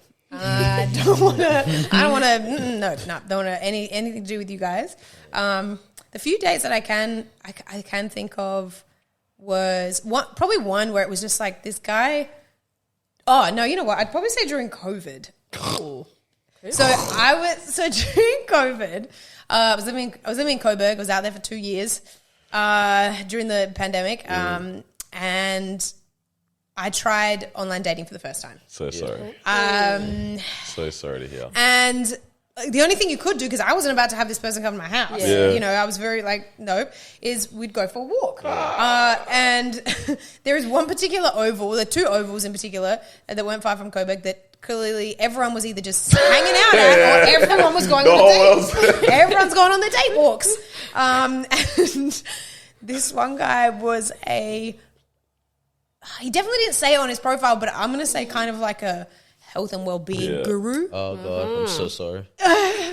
And proceeded to Tried to align your chakras, didn't he? literally while we walked, he was trying to tell me his story of all the experiences he's had overseas and the rooms he'd been in and the chakras and this said, whole "Do you thing. know who I am?" And I was like, so we were still wearing masks then. I kept my mask on for the walk because I was like, Put the mask over her eyes too, I man. just She didn't just I wrap didn't know it what up. to say, but like I needed the walk, so I was like, okay, cool. But yeah, we never caught up again. It was just this whole thing about like aligning your energies and your chakra and his meditation and it was a lot. For some reason, I attracted two guys that there were two walks that I went on, but like one of them was in a way that wasn't. It wasn't off-putting. Like he wasn't trying to. It was just he was a very kind of spiritual, a little bit on the hippie side kind of guy. He was actually really nice and an amazing dog. Suckered me in with a dog. Imagine the best thing about you is your dog. That's wild, bro. He was actually a really nice guy, and very amazing dog. We caught up a couple of times, like purely as friends, and we both knew that. And I think we caught up maybe Suss your bio, man. like mostly like 3 times. No, but so Your none of bio these guys. must have done. None of these guys. Oh, bio on the profile. Because I didn't put my socials on there, so no one knew about my Instagram. Interesting. I never talked about my socials. Never talked about any of that side of things. And I only told them that I was maybe was I catfishing then? No, I only told them that I was doing social services, like working. Because I was working the commission flats and stuff. So they knew about that, but I didn't because I was like, this isn't gonna last anyway. I didn't need to know about my life. Yeah, for sure. But yeah, that was a painful. All right, let's say you were dating right now, and the guy goes, "Hey, first date." Takes you out and takes you to La Porchetta. How do you feel about that? See, no. Okay. La Porchetta is a no. Elaborate. The reason why La Porchetta is a no is because my parents lived in Italy for 11 months. Okay. And when I think of Porchetta, there is literally no one here in Australia that makes it other than the people at the markets, Victoria markets. Okay. They have a stall there, and that's the only place in Australia that I've ever tasted it that it's as good as that. So it's not even just the porchetta. It's like Italian food in there to me is like, Okay. I'd probably just recommend somewhere else. I won't say I'm not going to go. Recommend I won't is say mad. no. I'll just be like, nah. How about- actually, I heard this place is really good. Right, man pulled out And I'd his recommend best something card, different. his Alright. best freaking move that he had, and then you say, actually, no. That's not bad. Her reason is no. I the get that reason is understandable. So Makes basically, sense. this went viral. It was on TikTok. This woman woman refused to go down with her date because he took her to Cheesecake Factory, right? There's more to the story, whatever. Anyway, then women on Twitter started coming up with a list of bad first date spots. And I just wanted to see how you two feel about it, and then how we feel about it as guys. I was trying. Well, I looked at the list as well. I was trying to see what's equivalent to those in Australia. In Australia. But all right, so if you guys know the restaurant, all right, so these were the first 5 are restaurants, but we can think of Australian equivalents. So Cheesecake Factory, Applebee's, Chili's, Chipotle, Olive Garden. All right, so let's say those are your La Poquetas. Yeah. It's like chain neat seating. Yeah. Okay. That kind of thing. Yeah. So is that just a no for you guys? Well, so like Nando's. Yeah, pretty much. Nando's is a shit. I love Nando's, so I would love to go to Nando's. But On then a first date. You know, On a first you know what it comes down to for me is like, am I actually trying to like date this person? If I look at them and go like, there's potential for a serious relationship, because I won't even go on a date if I don't think there's a potential. There's value, If there is no, to me, if I don't see value in you as something long term, I'm not dating you. I'm not So going it on has a to be date. substantial. So then it's like, it's not that it has to be. effort. It doesn't have to be Grill Americano. It's not that, but it's like, first of all, I want to. I don't even have to go to a restaurant. I'm an outdoor person. Like if you actually got creative with me and was like, we're going for a hike, or we're going somewhere like without, you're not going to murder me or anything. But you know, like if you got creative with it, I would be so much more impressed than going to just a a restaurant. restaurant. Like something that's interactive, something that actually meant that we did something. But I get I'm that. looking at the gym and church on this I list. saw that too. Crying, laughing. Brother, what do you mean? do you meet people at the church? No, Church or at the first date gym? is- You don't Like, go what do you mean by crazy. date? Gym is a big no. For church, I can see it as like, hey, we've got this event Church going event. on. Yeah. Come Okay. through. Come with me, and then let's go grab a bite after or something like that. Just, you know, We have to do so I can something after. excuse you for a church, you know what I mean? But gym Somewhere- is interesting. Somewhere that requires a long drive. What do we think of that? Nah, that's drag. First date is crazy. It's crazy, right? That's crazy. It's crazy. Yes. I thought Yeah, so I'll too. be But scared. have you been I'm talking? setting my mess. I'm have you setting been my talking, location. communicating, like chatting online and stuff like that? This is like first Yeah, date. first date. First Like just the first interaction. link. Because up how in much first. do you Like, so I don't chat know your before the first personality. date? So my first date with my guy, Yeah. like we already knew each other from the venue. Yeah. Right? So it was like we had Know had each time other, to talk. yeah. Like we knew each other and we had time to talk. Yeah. We never hung out socially. Yeah. And the one time that we bumped into each other in a public setting, there was I was waiting for a coffee and then he saw me at the coffee shop and he sort of like Oh my said hello. gosh, I the gave him a hug. dream link up Yeah. that everyone has dreamed about happening At in the their coffee life. shop. Yeah, as in like at a coffee line, you know what I except mean? for then a girl walks up and stands next to him. Oh, hello. I'm so sorry about that. And he's like, I can't even remember if he introduced me so to her or not. Oh, But like it was like we said hello. He's like, oh, this is Beza. I was like, hi. I think I just waved and said hi. And we so both walked away from it. And my take from it was like, Fair enough. definitely date vibes. I was Yeah. like, they're on a date or they're dating or there's some interest there. And his side of the story was like, fuck, damn, she saw me with somebody else.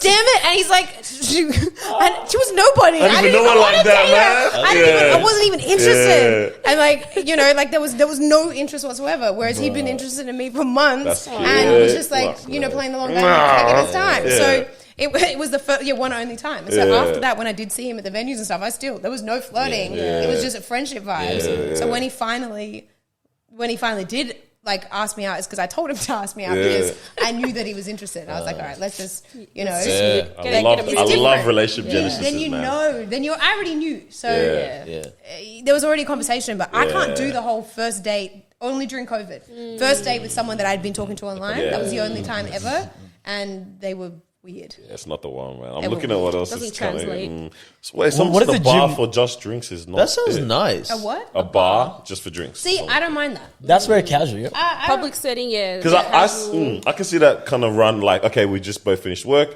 Hey, Yeah. oh, yo, we've been trying to find time. Why don't we just quickly, I know a great spot. They got some nice food. Oh, it says just for drinks. Yeah. So. But even like, hey, yeah, well, you both like, even if you think about sometimes with friends where like you're both out somewhere, you're like, hey, Yeah. I just saw you on blah blah blah. I'm at this venue. Oh, cool, let's grab a drink. You know what I'm saying? Like, that I don't think there's an Maybe issue. people with don't that. watch enough movies, man. Because what? Don't they want to like sit there and then the montages that happen in the movies where everyone's slowly like walking past and leaving the bar, and now they're the only two left, and then the bartender's like, "Hey guys, we're about to close up, last round." No one watches movies like this or what, man? I had that. Oh. I had that. Come on. For it was I think it was a cafe. It was a cafe for breakfast, and same my guy. Like it worked because it's with the guy I'm dating. Come on, now. man.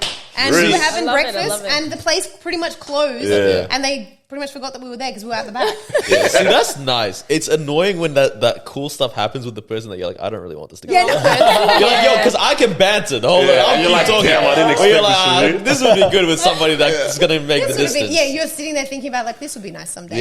Yeah. Someday. Yeah, literally. Let me run this back again. Oh my days, man. Yeah, it's so interesting. I saw those viral ones, and I think the one that I was like tripping over and I was laughing over was the one with the girl who ordered everything. The oysters? 48. I think I The saw Hey, that. lads, all right. Multiple plates. Bro, that's wild. You go on a would you date with a do? girl for the first time and she orders 48 oysters. I'm scared. What would you do? But how They had much a is deal, that they had, like, a exactly? sale It is an going, aphrodisiac. Like But a that, cheaper. see, that was what some of the no. I want you guys to answer that It's question. aphrodisiac. Yeah, okay. So would you get excited and be like, "Damn, this I'm girl not likes the getting this. oysters"? I'm not What? excited. and are you paying the Her bill? breath smells like fish now. But are you going to pay the bill? To be honest, regardless, I'm paying the bill. I'm always going to take that L. Okay. Even if she ordered 3 times as much. Ladies, you listening? But that's not even like, Look at him. Why did he look to the camera when he started? Because nah. That's not even like that's silly. That's it. But I don't know. You just feel disgusting. I feel You that wanna about split you. it? I feel that you would. That Yeah. you give that vibe. Yeah. Come on. But it wasn't just that.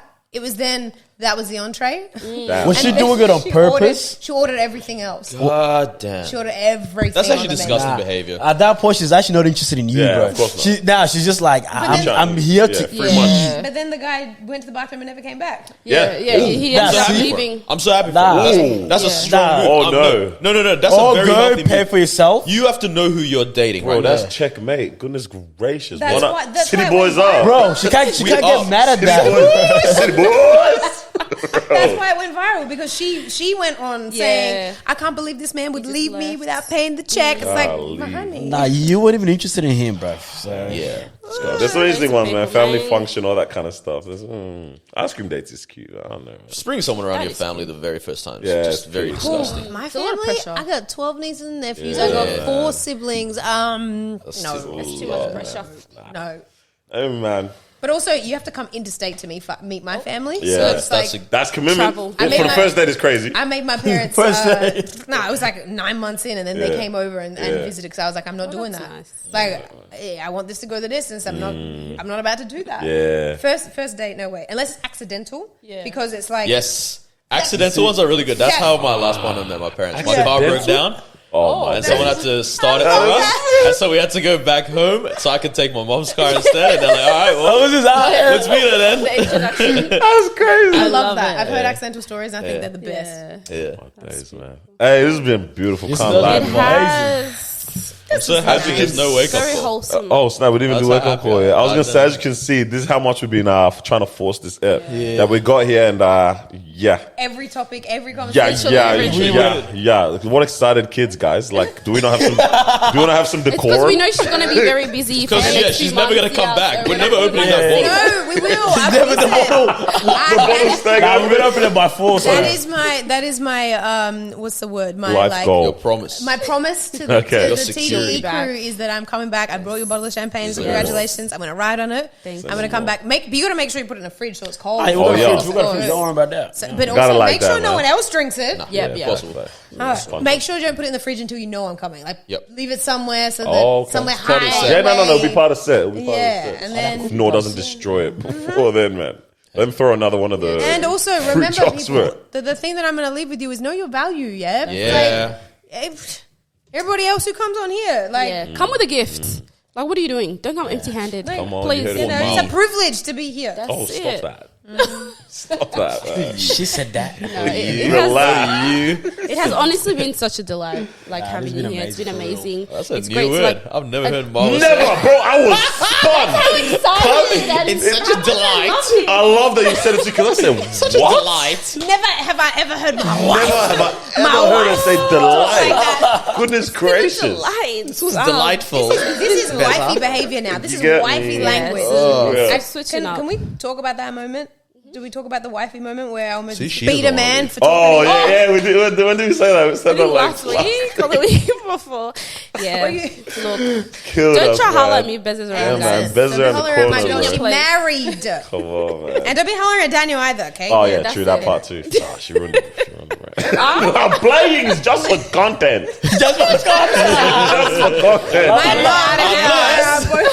I love this guy's accent, bro. Oh, no, man. Hey, no, man. Let's let you get out of here, man. Can I say, when I yes. saw you guys at Promised Land, this is my rap. When I saw you guys at Promised Land, and I saw you guys, you were filming just in front of the stage when there was all these different artists on board, like performing on the stage at the time, and I saw you guys all filming and stuff, and I had like a little proud friend moment. Like we still like, you know, we're friendly because we know each other from all the different things, and I was sitting there going like, I know those guys. And like, I just loved that moment going, that's my peoples right there. And they are doing amazing things. And I know the content is going to be fire. And, you know, whether it's like filming content or like, you know, facilitating conversation, whatever it is that you guys do, like there's like such authenticness to it. And I think that like that is the key to everybody's success in this content creation world that we're in, is that I hate that word gets used so much, but it's the genuineness, the authenticity to it. And I was going to correct you. Yeah, I was gonna look at you. So do you want to correct her? I was going to tell authenticity, but I wasn't trying to be petty, but you did it already. I did it myself because I know I felt She it. ran it back just to say it again. I saw your eyes. But that's it. That was that's it, delightful. Delightful. Nah, for real. Hey. Hashtag delightful. Yes, sir. And likewise, it's honestly very cool seeing you do your thing all the time. I think Genuinely. it's just it's cool to see. I think that's really what it boils down to. It's just cool. Yeah, man. Hey, you can follow Beza at by.beza. Yes, indeed. That's it, yeah. Yeah. Hey, thank you for joining us for another episode of Disruption Thank you. Podcast. Yes, It's been sir. a great time. Make sure you like, comment, subscribe, share this around. Leave a Better, comment. otherwise I'm gonna come for you. She will. She actually Yeah. will. I will. We expect this one to do good numbers. Wow. Nah, it's been a pleasure. It's been, delightful. It's been delightful. Been delightful. All right, peace out. Peace. Bye. Wow, that's. Yo, the